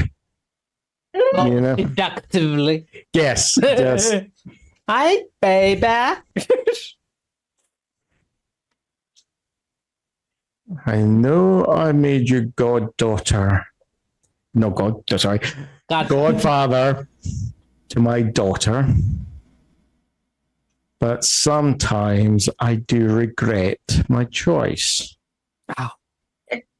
Admit it, you love my shenanigans. What are you doing here? Oh, this time, business. But I was also coming to check up on the goddaughter. But get the business out first and fun later. Is that not what the humans say? Mm-hmm. Ah, either way, does this look familiar? And pulls up a paper with all the magics that he found it with. This is not the original, but the copy he made himself. And it's like, okay, it's my family seal, but let's be honest. Other members of my family could have written that later. That's why I came to you first. Where did you find this?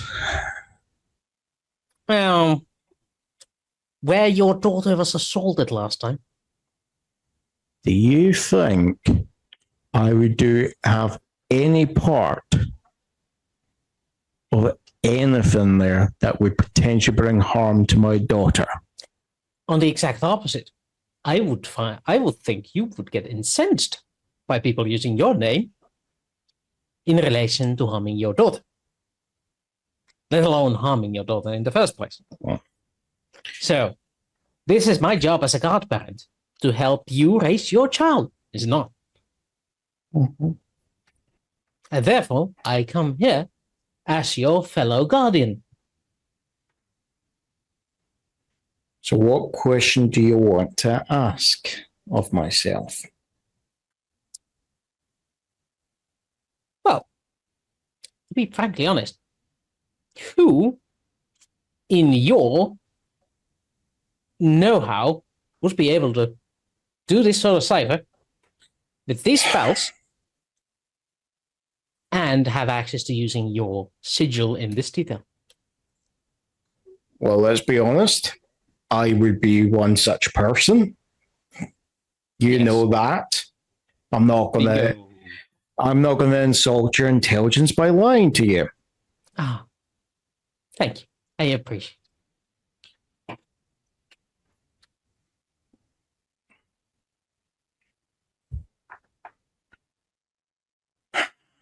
Fine.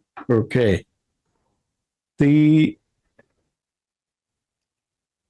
I did hire someone to do a job, but they stepped out of bounds. They went a way about it that I wasn't expecting them to do it. They brought attention to themselves. Mm-hmm. The individual has been dealt with. I can't afford such sloppy work. I see. Either way, there is some relation to me in this business, as in we found on the site a dead co-worker of mine, as they call it. What are you talking about, old friend? Less you know, the better for you. You don't want to get mixed up in this, Right. honestly. However, there is one thing you could help me with. There was a small red box that was supposed to be with the guy. It was not there. You have any idea who these people No. were and why? My only interest was in the bronzes. And what's the interest in the bronze? Let's just say it might help our shared charge achieve our full potential. Yeah, well, you can be honest with me, honestly, because I don't care about the moral affairs, whether or not some douche over there holds a bronze or some douche over there holds a bronze. I don't give a fuck. But You know, I need to follow this lead. right. I don't know about anything about a red box. The bronzes, if they're used with the proper incantations, can allow certain powerful magics to be performed. I see. And you do know that when I came to you and proposed that you be her godfather, that there is certain potentials for her. Yep. Could be the bronzes there can potentially unlock those potentials for her. Sounds about right.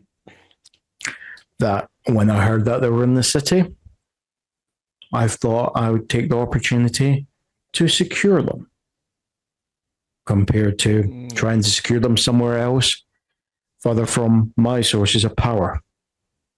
Right. As I said, the agent I used was not as skilled as I thought he was. Oh, that's a shame. That's a shame, really. So And brought more attention to what was happening. Thankfully, it seems like only you are aware of what has transpired, and he's not obtained all of the bronzes. If you want, I'm willing to.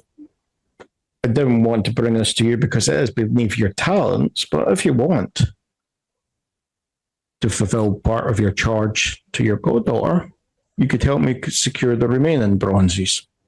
Well, I'll have to look into it. However, Of course. this other business I have is much more pressing.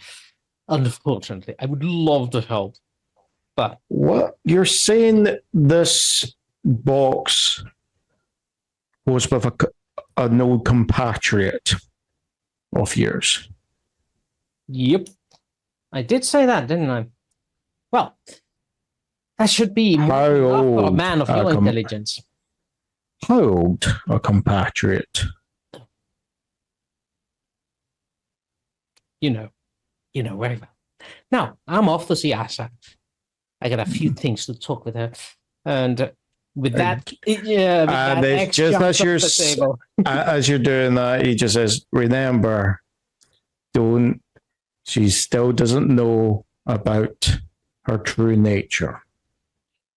Yes, I'll keep my lips sealed for now. And you might find her mother is Same. She loves her daughter, but she's afraid that if we allow her Asra to achieve her potential, you know what has to happen for her, for that to happen. Her mother is kind of opposed to it. Yeah. It's a shame how these things work. Silly things. Yeah. By the way, one of the mortal detectives figured out your seal was involved in this thing. You may want to have your lawyers prepared for that. Toodles. And you just as you go, what? Closed door. You just hear a smash of something against on the other side of that door. Luckily, he's gonna blame it on the douchebag who was on the job, not me. Yeah.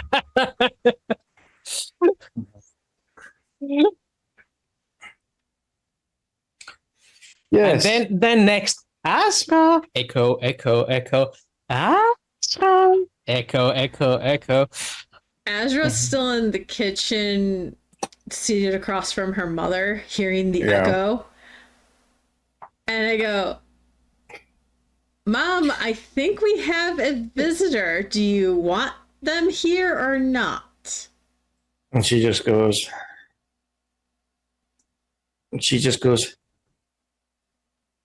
you can see to him. And your mother will get up, and you probably will notice there that where your dad had kissed her, there's a slight reddening of the skin. Like it's, starting to blister. I get up quickly and look at her, and I put my hand over it going, are you okay? It looks like you got acne. No, I'm okay. She just says, no, see to the guest. Okay. And Wooster, as you're coming into the kitchen, you'll see, what would be described as the more mature version, form of Asher, her mother, walking past. But as she just walks past, she will just actually go, take her glass and just pour the wine down over your head and just go, Lovely as ever. I trust you will not drag my daughter into trouble. I don't know what has brought this hostility upon me. All I'm doing is watching out for her. I'm not scared father, You just see, you just see a slight wince, Wooster, at that. And she just stalks off there.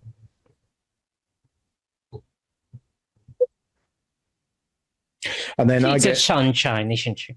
Yep, and I can relax. You guys can talk. Sauntering over to Asra and putting hands on the shoulder and giving kisses on both cheeks. How are you, darling?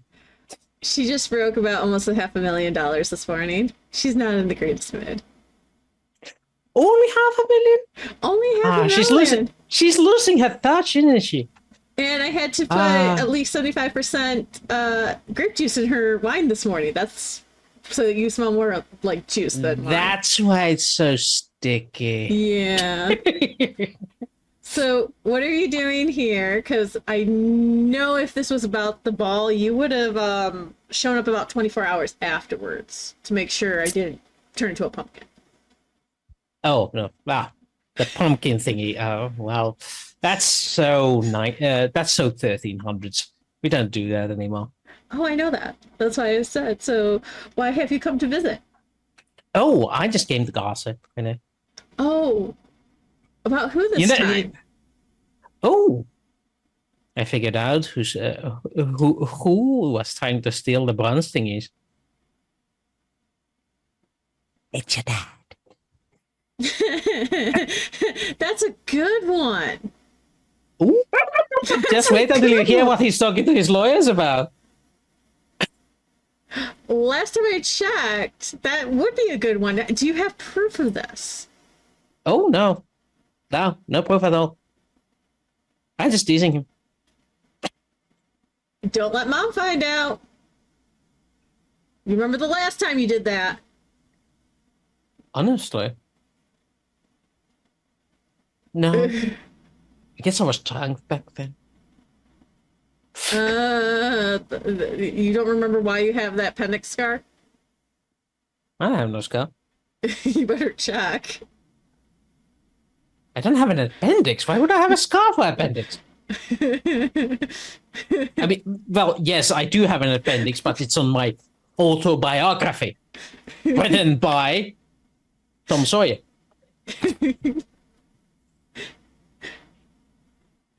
Wait, Yeah. Tom Sawyer was a character, not a writer. Yeah, Mark that's Twain. Twain. Yeah, that one. Yeah, that was. Yeah, Mark that's Mark Twain. Twain. I can't keep up with all your mortal names. Come on. I got 1,000 years worth of memories. So many names. Half of them are mine. Yeah, that's why we kept on calling you Puck when I was younger. You did? Yeah. Sounds endearing.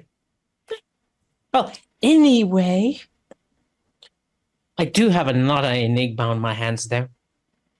What is it that you want me to get in trouble with now? Oh no, I'm just spitballing. Oh, you want me to be your That- soundboard today? Oh yeah, that one. So So the guy who was after the princess had nothing to do with my guy down in the thingamabob, the shiny coffin. What's it called again? sarcophagi. Sarcophagus. Yeah, that thing. Yeah. So that is completely unrelated. So now I gotta figure out where that completely unrelated thing came out from. So, one, sit down. Let me go get us a nice bottle of 1876 Cabernet, and we'll figure this out over the glasses. 1876, yeah. Don't have 74. Let me go into Dad's stash. I do prefer the 74. Okay, then I'll go get the 74. Or was it the 1774? I'll go. I don't know. I'll go break out the good shit. If that's what you want to do this over, we'll get the good shit. Right. Anyway, anything before 1774, they're going there's to- only like one bottle left in the world there. Yeah. Like someone's like finished nearly half of them. Anyway, anything before the Great Plague that killed all the old all the okay. old vineyards. So as Astra's actually going through the wine, she finds one that is in a different language that she knows her godparent really likes. All right. Luckily, that is busy for the next few days. Mom stocks up on that wine in particular. Yeah. So Yeah, just take half out and put in grape juice in. well, no. She takes the bottle, she dumps it into a decent, very nice wine vase and brings it out. No, that's not. That's a carafe, isn't it? A decanter. A canter. A decanter. Yeah. Yes. And brings it's a it carafe in out. Finland. Finnish, yeah. And said, I found it. Nice. Okay, we can like shift off of this Yes. if you have some of that Yes. blood. Yep, sure. It's okay. Let's go back to Calista. There. So I go to the hospital. hmm So in the hospital, there you will find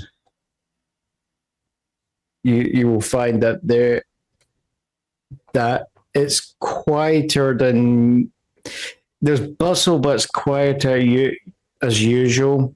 There's like hushed whispers and all that. There's more officers than you would normally expect to see there.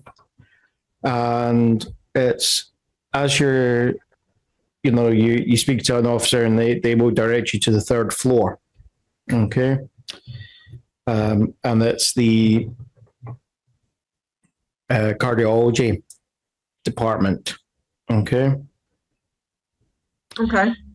It's as you're kind of, are you walking up or are you taking the lift there? I need the exercise. I walk up. Right. So as you walk up, you will actually, come up into the corridor and you will just hear, someone crying. But before you can even have a look at who that is, you have an officer, you have a B officer say, "Oh, detective, captains were there," and he just points behind them. There.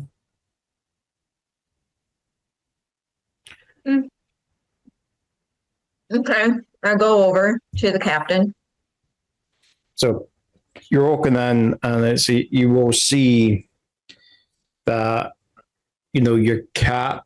You've never seen your captain like this. Okay. He's like,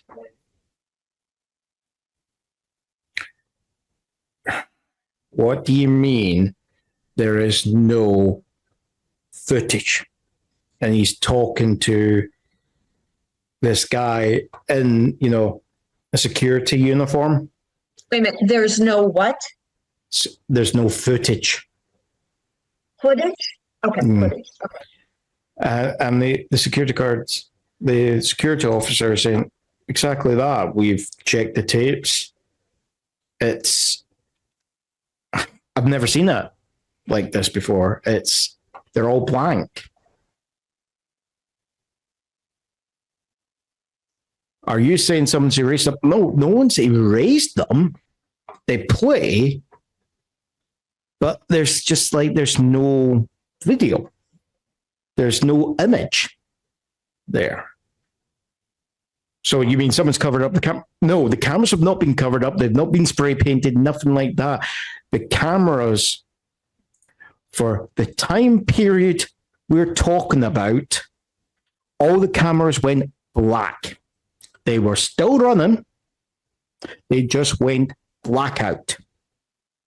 And then after, as I said, for those 30 minutes, okay, no image, and then they all came back on. At the same time? And he just goes, that's when the two of them turn to you and go, "Yes, exactly. All at the same time." Okay. Can I see the body? The captain just pauses here for a moment and he goes, "Look, I'm only... I wouldn't have been asking you to be on here, but the next of kin for the victim, she was asking for you specifically." Say what? They were asking for you specifically.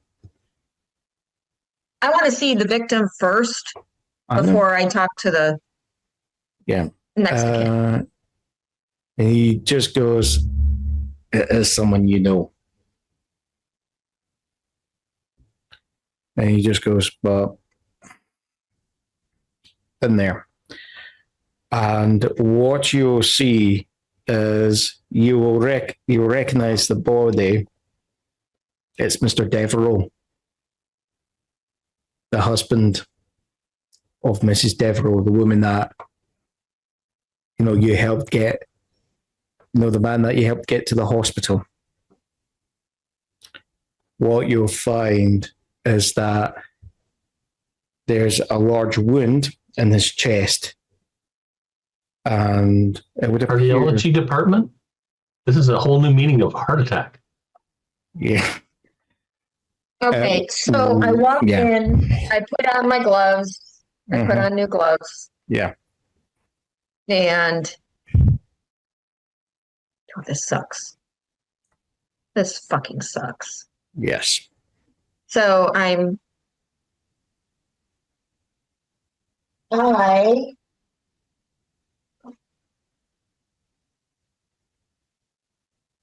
look at the body and I look at the wound pattern and I try and figure out what type of person caused this wound.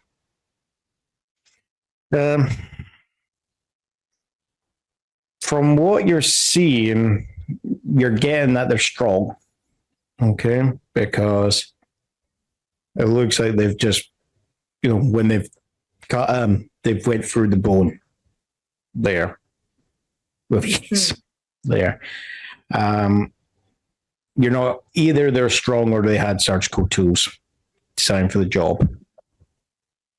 but it's at Is the it- same time, it doesn't look neat that you would expect with surgical tools. Has a coroner looked at the body yet to determine the cause of death other than the gaping wound that is in the chest? And what was the tool used? Was it a one time? Was it several times being? The captain just will point towards a. If you look over there in the corner, what you will see in the corner with the next, with these plastic markers with like 1 on it. There's a dagger that with where the blade just is like a wave, and it's coated in blood. Oh, so that's the murder weapon. Yeah. You didn't need the coroner. It was right in the coroner. Oh, I think I walked into this one. There, I've given Stephen so many bloody puns today. I know. Oh, it's like, Okay. this is not being planned. This is not being planned. Okay. So me Mhm. being the detective that I am, Mhm. I'm using my intellect to scan the room and figure out what type of person did this. Is there shoe prints in the blood? Is there, can I see if there's fingerprints from the blood? Because it's probably dried by now. Give me a focus roll, please.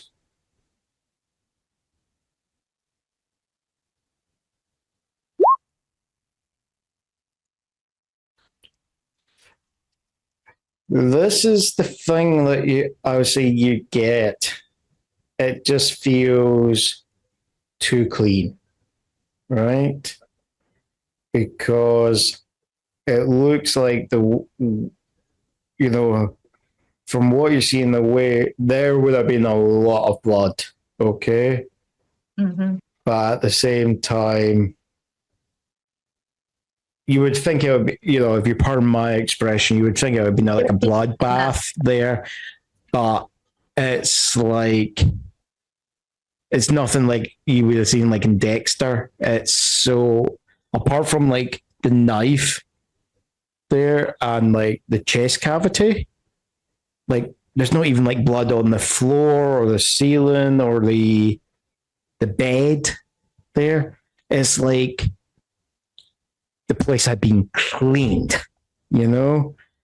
It's Okay. like, but you'd know for a fact, no one would, the police wouldn't allow anyone to clean the room because that would be no evidence they were destroying. It's like if it's been cleaned, it looks like the room is cleaner than it could have ever been there. That it should have been. Yeah, basically, yeah. Okay. Okay, so I look at this, I go out and I talk to Mrs. Devereaux. And I say, how are you doing, honey? Who could do this? You never hurt a fly.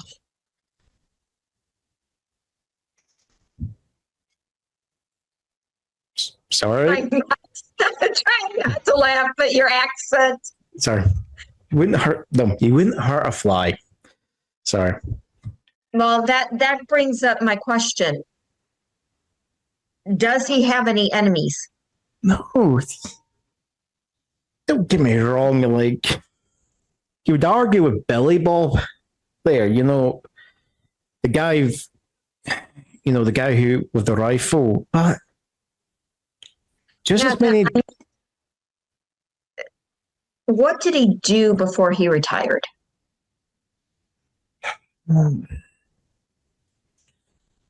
Well, he worked security at, I'm going all Irish. I'm not trying to do an Irish accent with this woman. My husband. Where did he do security, honey? Yeah, he worked at the warehouse down at the docks. Down at the riverside, there's a warehouse there used to be a warehouse there. It's been closed for years, you know? Okay. Did he do anything after working in that warehouse?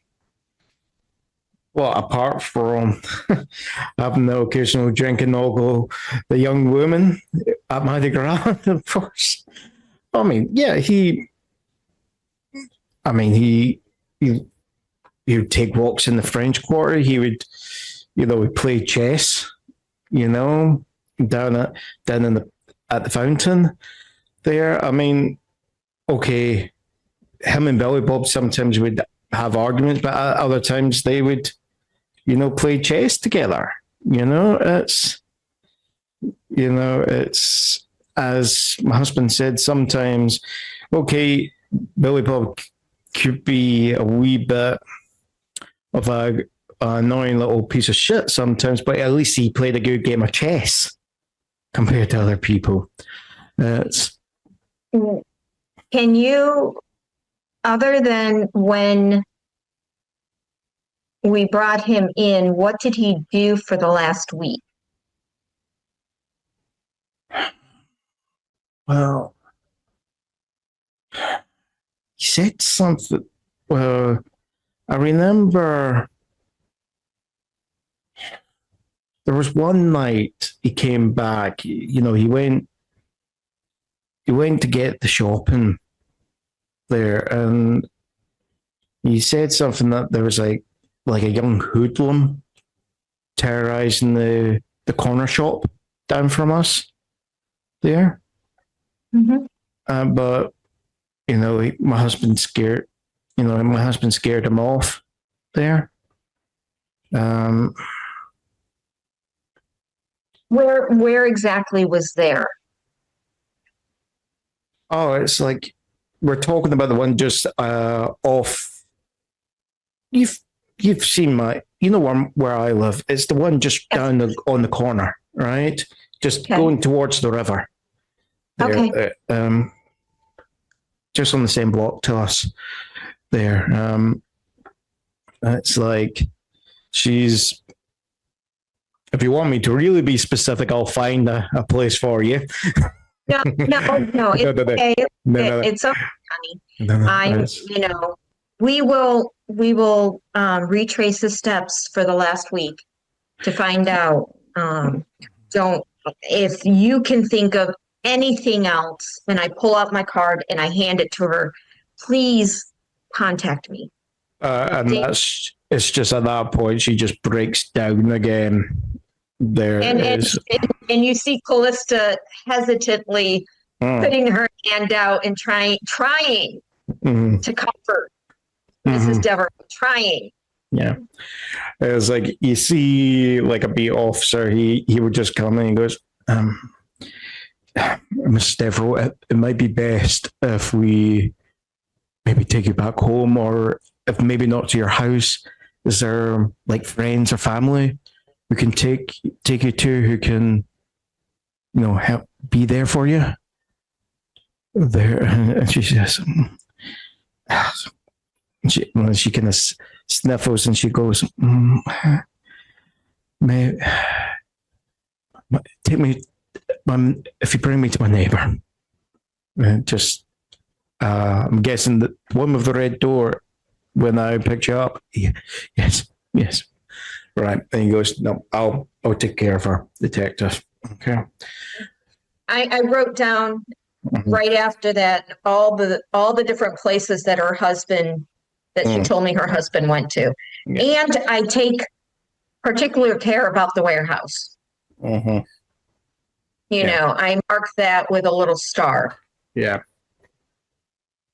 Okay. So where is your... So after Mrs. Devereaux goes away... The next thing I want to do is I want to look at the security tapes 10 minutes before it goes black, to see if on each of them, to see if there is anything that pops out to me. Okay. give me a focus roll. Okay. Hey, you're looking at 20 screens here.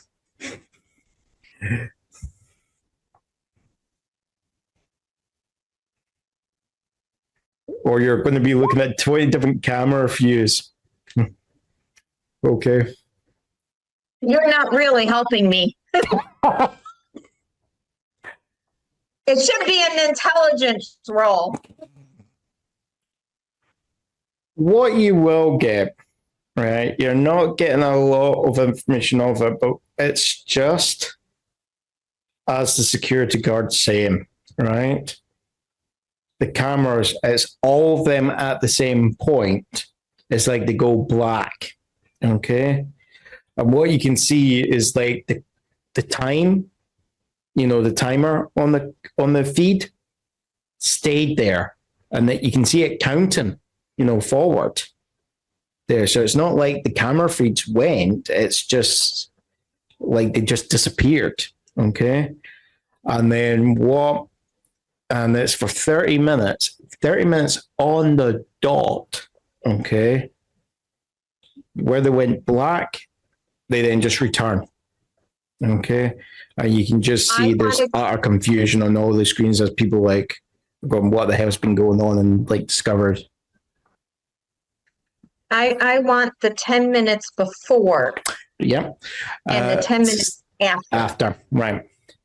So what you will see is there has been probably the one thing that will come to your attention, okay, is you see, 10 minutes before, just around 10 minutes before, okay, there is actually what looks to be like an altercation in the emergency room there, where it looks like two individuals who appear to be having gang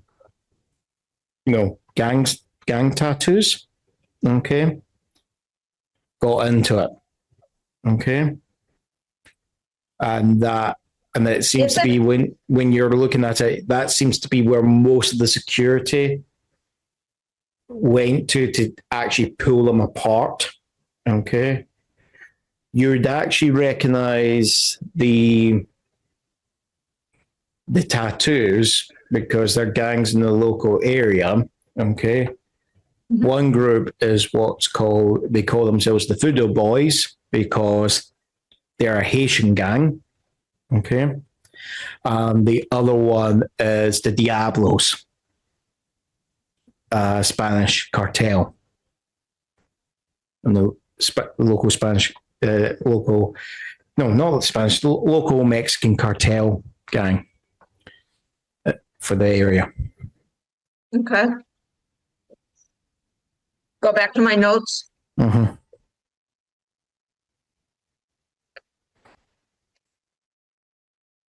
He said that he had a run-in at the local store with a gang member. Mm-hmm. Hoodlum was her word, yep. Or her husband's word to her, yep. Okay. So I have two, I marked that. Yep.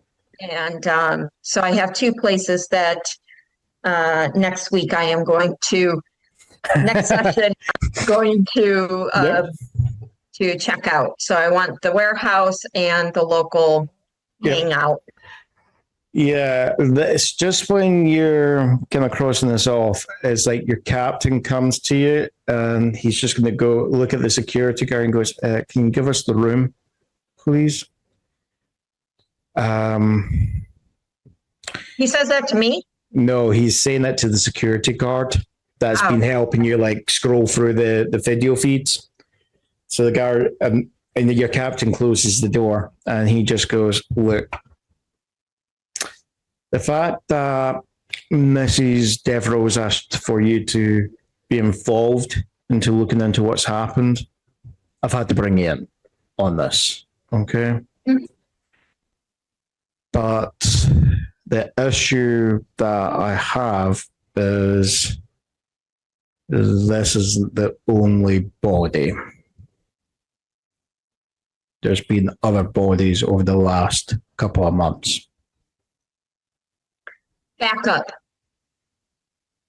I sit back, I look at them, arms crossed, and I'm like, and how come this is the first I'm hearing about this as your detective in this? Well, A, they were in other parts of the city, so outside our precinct. There. B, yes, you're a detective, but let's just say your most recent cases have not been homicide. So they have actually landed on the officers who have been dealing with homicides. I know you have a few homicide cases under your belt, but I mean, So who's the lead detective for those other cases? well, one of them is, hold on, he pulls up his notes. Okay. So I've got Detective Hernandez over from First Precinct. Mhm. He was brought on to the first body with similar circumstances to this. Okay. Okay. And then the second officer, and he's just, hold on. Yeah, second officer is actually a Detective Rodriguez there. Used to be. She writes it in her book. She goes, okay, thanks, Cap. Mhm. Don't worry about it. I'll reach out to these guys. Get some more information. Also, I only found out about this because the hospital's is under our jurisdiction. There. The other ones have been all over the city, under the other precincts.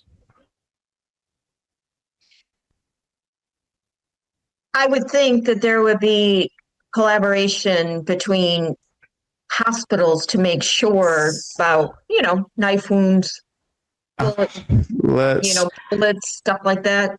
I'm getting the feeling the certain members of our fellow officers, amongst, close to the chief, have been wanting to try and keep this hush hush. Yeah. Okay. Concerned that the first one was popped up in January, then we had one, it was starting to look like it. People were afraid of the potential risk. Okay. And you get it just for a moment when he just goes, look, I wasn't happy when I found out.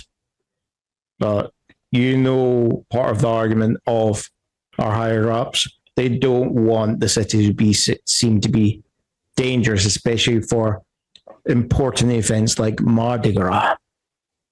The money it brings in. Outside. Has the uppers looked outside? We are I know. down. We have people do it,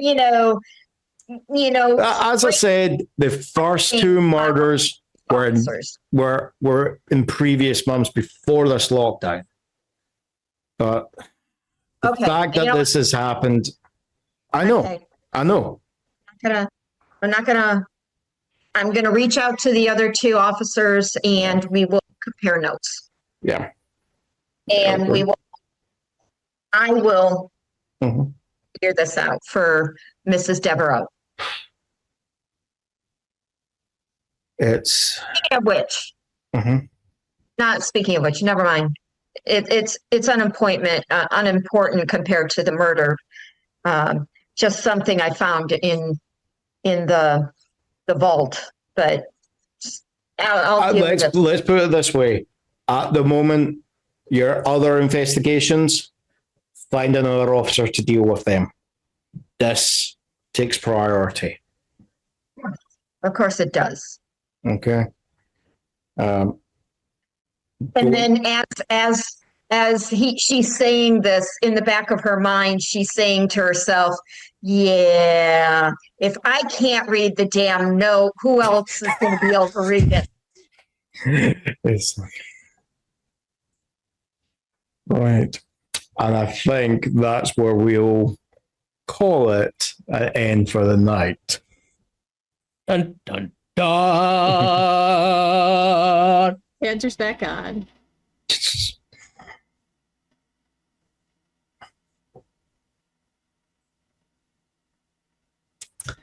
Okay, folks, Wow. you've got storylines.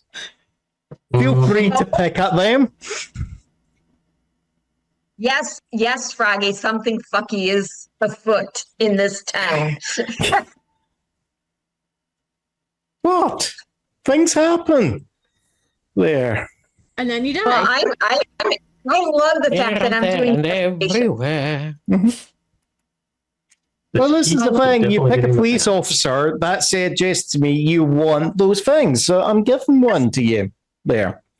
It's I can foresee a conversation in the not too distant future between Kent and Calista. yeah, and it's like, as I said, with the, we've got Stephen here, playing the rich billionaire. So I'm trying to give him things to spend money on. There, I hope you enjoy the money you've spent. I hope you're enjoying the fact that you're spending money that doesn't exist, and on Yes, in my own mind. Yep. All money is imaginary anyway. Yeah. On investigating a potential business rival there. I mean, the lawyers for Mr. Robert Slavram maintain that he's just a businessman who has been slandered by his opponents because they do not want to see progress in the fair city of New Orleans.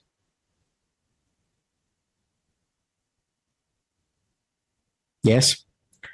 I'm waiting for someone just like Colvin say bullshit at the same time. Oh, no. I was about to go like this.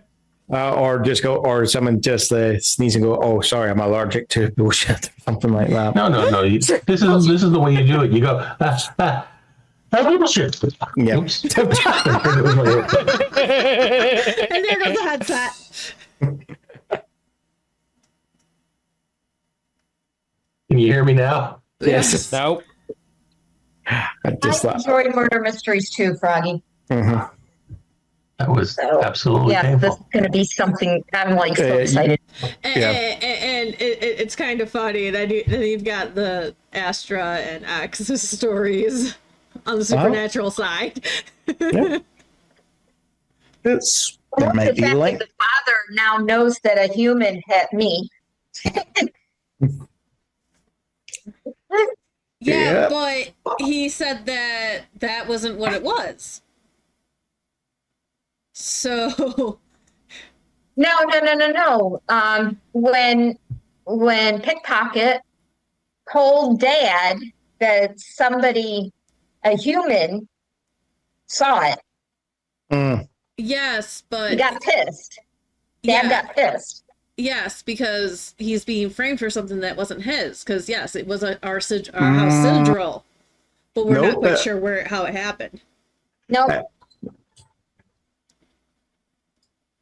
That's not what he's upset about. Certainly. I don't think he was framed. nope. He wasn't framed. He's just got what's the word? He hired some douchebags who didn't do a proper job. Yes. Douchebag left evidence. Okay, so I'm playing if I was thinking in Astra's mind, with even the conversation between Astra and X, she's like going, "I don't believe you." Yeah, Because it's like too preposterous. It's your dad. Yeah, there. he doesn't usually get involved with this type of stuff. That's why with the Oh yeah, he might He play. doesn't get his hands dirty. Well, it's not even that. It's No. like, okay, he does scumbag things, but this seems like beneath him. There. It's like it's like, why would he be after, like, why would he do something like that? No, that doesn't sound like. Why would he even leave any type of paperwork that would lead back to him around? Like, It's like Astra knows this would be something like, if I'm going off of my own character, when she heard that, she would think it would be more her mother doing something stupid than her father. But that's because of things in the past she has witnessed her mother do.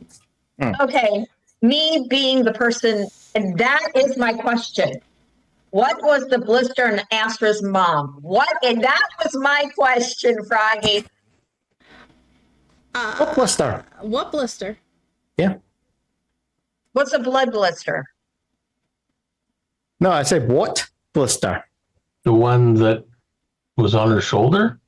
No, on her forehead. You mean? Oh no. That. The You said touch the shoulder and then she got a blister. No. There was a kiss on the forehead. yeah. Yeah, but at one point you mentioned touching her shoulder. There was Yeah. touch on the shoulder. Dad touched her shoulder and then kissed her forehead. And I it thought she hurt. got a blister on her shoulder. No, blister Oh. on the forehead. Oh.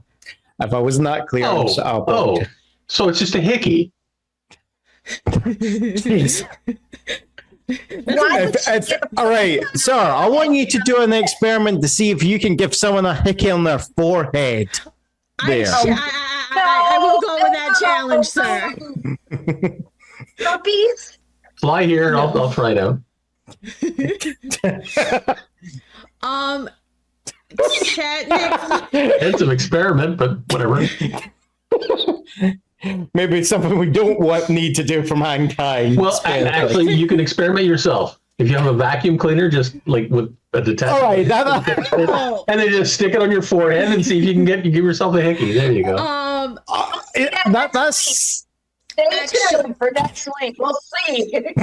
so to answer that question, it could have been just a skit makeup reaction.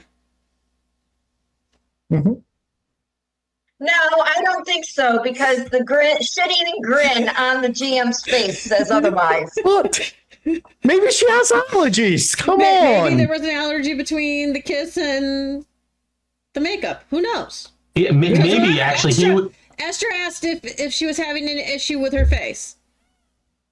So only Astra would know if she was wearing makeup or not.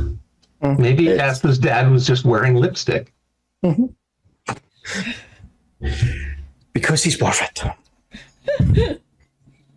Or Maybe it's Maybelline.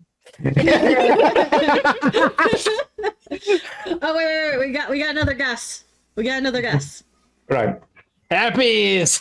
Oh. Not the herpes.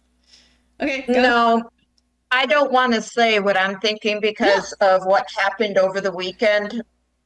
I went to Waffle House and people were looking at me like I was a battered woman because of my broken nose. Reaction on the shoulder. Did she get into a fight with her husband? I'm just trying to lay out hints of, because there's elements of storylines that have been clarified with certain characters and certain players. So I'm just trying to hint at them. So it's not like, aha, this is us. You know, where did that come from? There. Okay.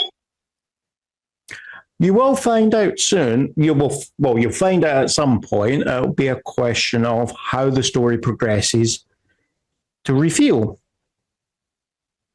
that. I will try and not do a J.J.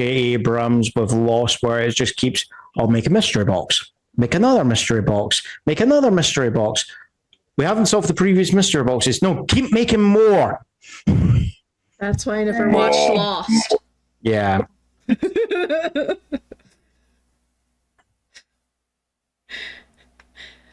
So yeah, that's literally how it is. I actually like the fact that Astra and X got into fairy wine because that's what they were drinking. That's good stuff, baby. Yeah, I think we might have to get you to do a focus roll at some point to see how you can, though, how drunk you are on The that answer is stuff. yes. How are you, drunk? Both of us. Because that would mean how often has Astra been actually drinking her mom's stash? And then raises, if you, and it's also a question of, has Asra actually been drinking from her mum's stash, and has Ixla allowed that to happen? Because that will raise questions of what might happen next. Get back to that. Yeah.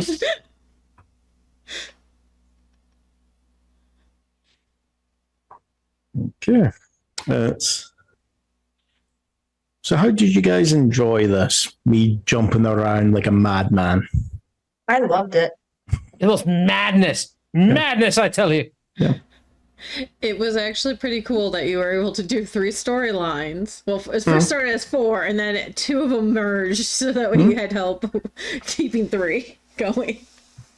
This is the thing. I actually think it's sometimes a wee bit weird when you're playing stuff like D&D and all that, and you're all your own individuals, but right from the start, your purposes are aligned there.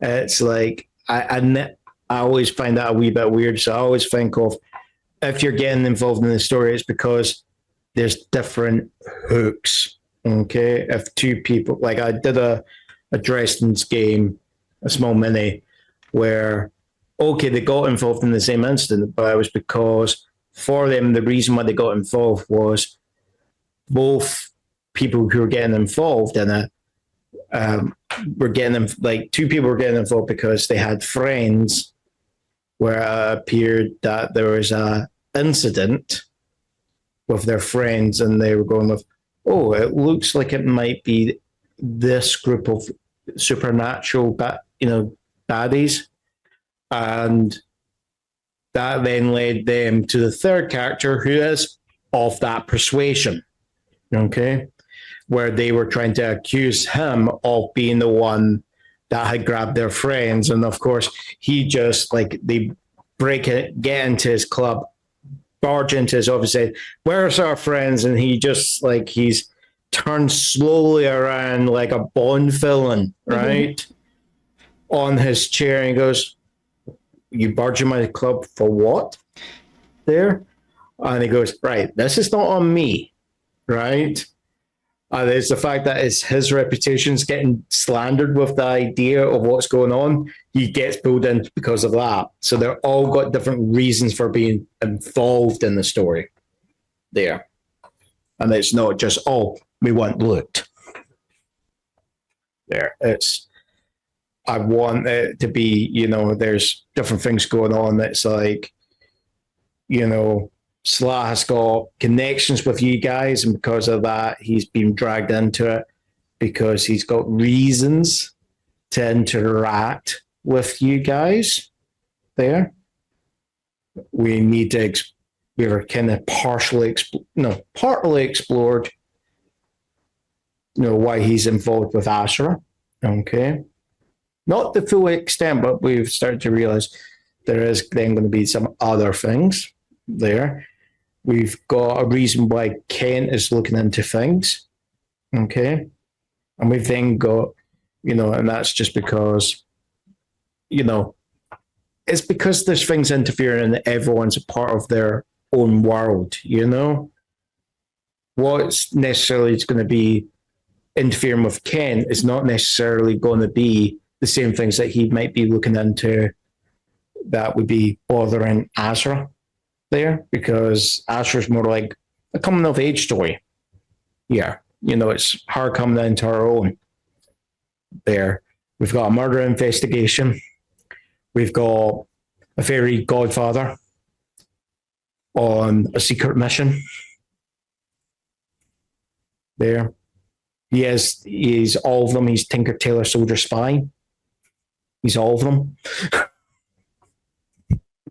It's me, everyone. He's a jack of all trades, but master of none. TTSS. It's YMCA. Tinker, Yeah, Tailor, so Soldier, Spy. I've got a wee spreadsheet open just to kind of keep myself noted on like certain, if I've revealed certain facts about people. I am probably going to have to ask people to remind me of certain names I've came up with so that if there is certain points, I'm not forgetting them. Hold on, talking about that. Let me just save the document there. Don't want to lose this. Okay. Yeah, I like it too, Froggy. I like the fact that, eventually we're all going to be, meeting up again from the various storylines. It's not even that. It's going to be, you might come up and you might be needing to act on things, but I want to then give you conflicting issues there. So that's why, like, Exla and Calista there, I just thought, do we want Wooster to do something where he actually impedes your investigation? There. I want to do stuff like that because it makes it more interesting there. Because if your characters are interacting with each other and you're having to trust each other, if you've had moments where you've done things where they've acted in their own interest and that's fucked you over, and then they're asking you to trust them to defeat the big bad, it makes the story more tense because are they actually being truthful or are they just trying to fuck with you again? It's these sort of things I want. I like doing storylines like that because yes, I grew up so much on DS9 and Reimagine Battlestar Galactica. It's not everyone working. They might work together, but there's different reasons for people to work together, and sometimes that's where the actual conflict comes from. There, is trying to get the right compromise from people, and I just like stirring pots. Valerie, I sent you 2 pictures on Discord. You can delete them if they gross you out too much, but that was my collision.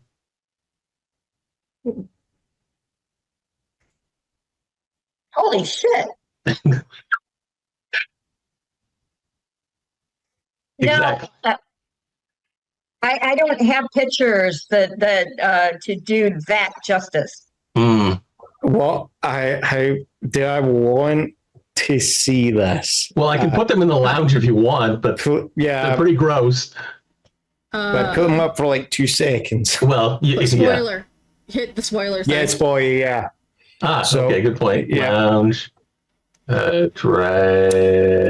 You're going to see the reactions of all of us there.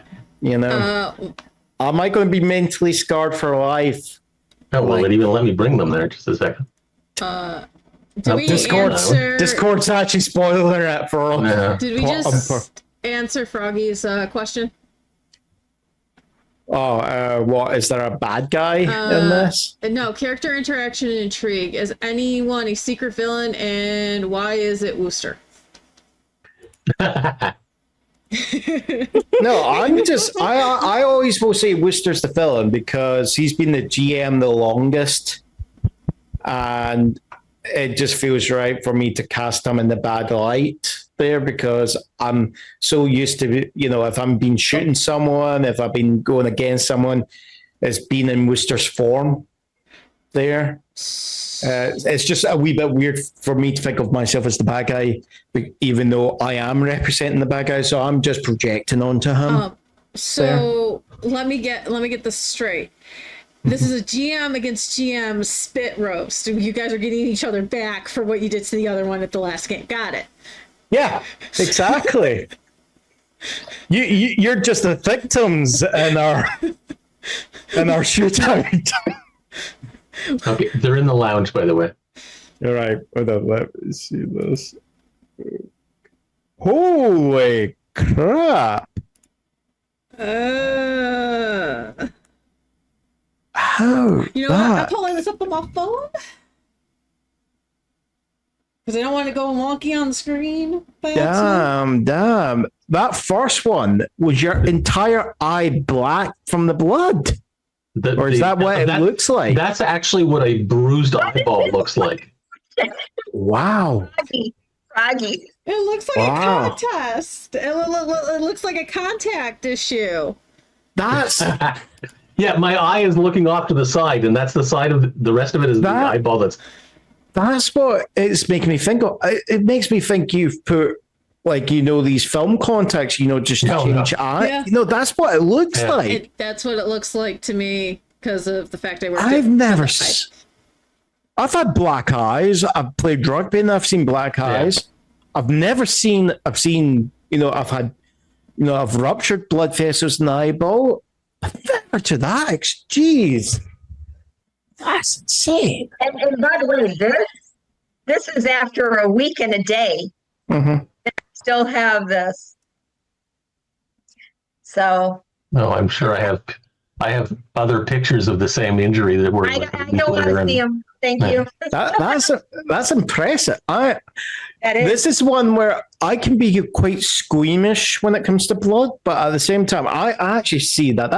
That's intriguing. I have never seen something like that. I'm quite weird with what I find interesting, and then it'll be something. Blink. I hate to say this. I'm surprised you didn't lose your eye. Yeah. Or lose your sight. It did turn out that, and this was like much later, like a year or whatever later. Yeah. At this time I did fracture my orbital bone. Ouch. Jeez.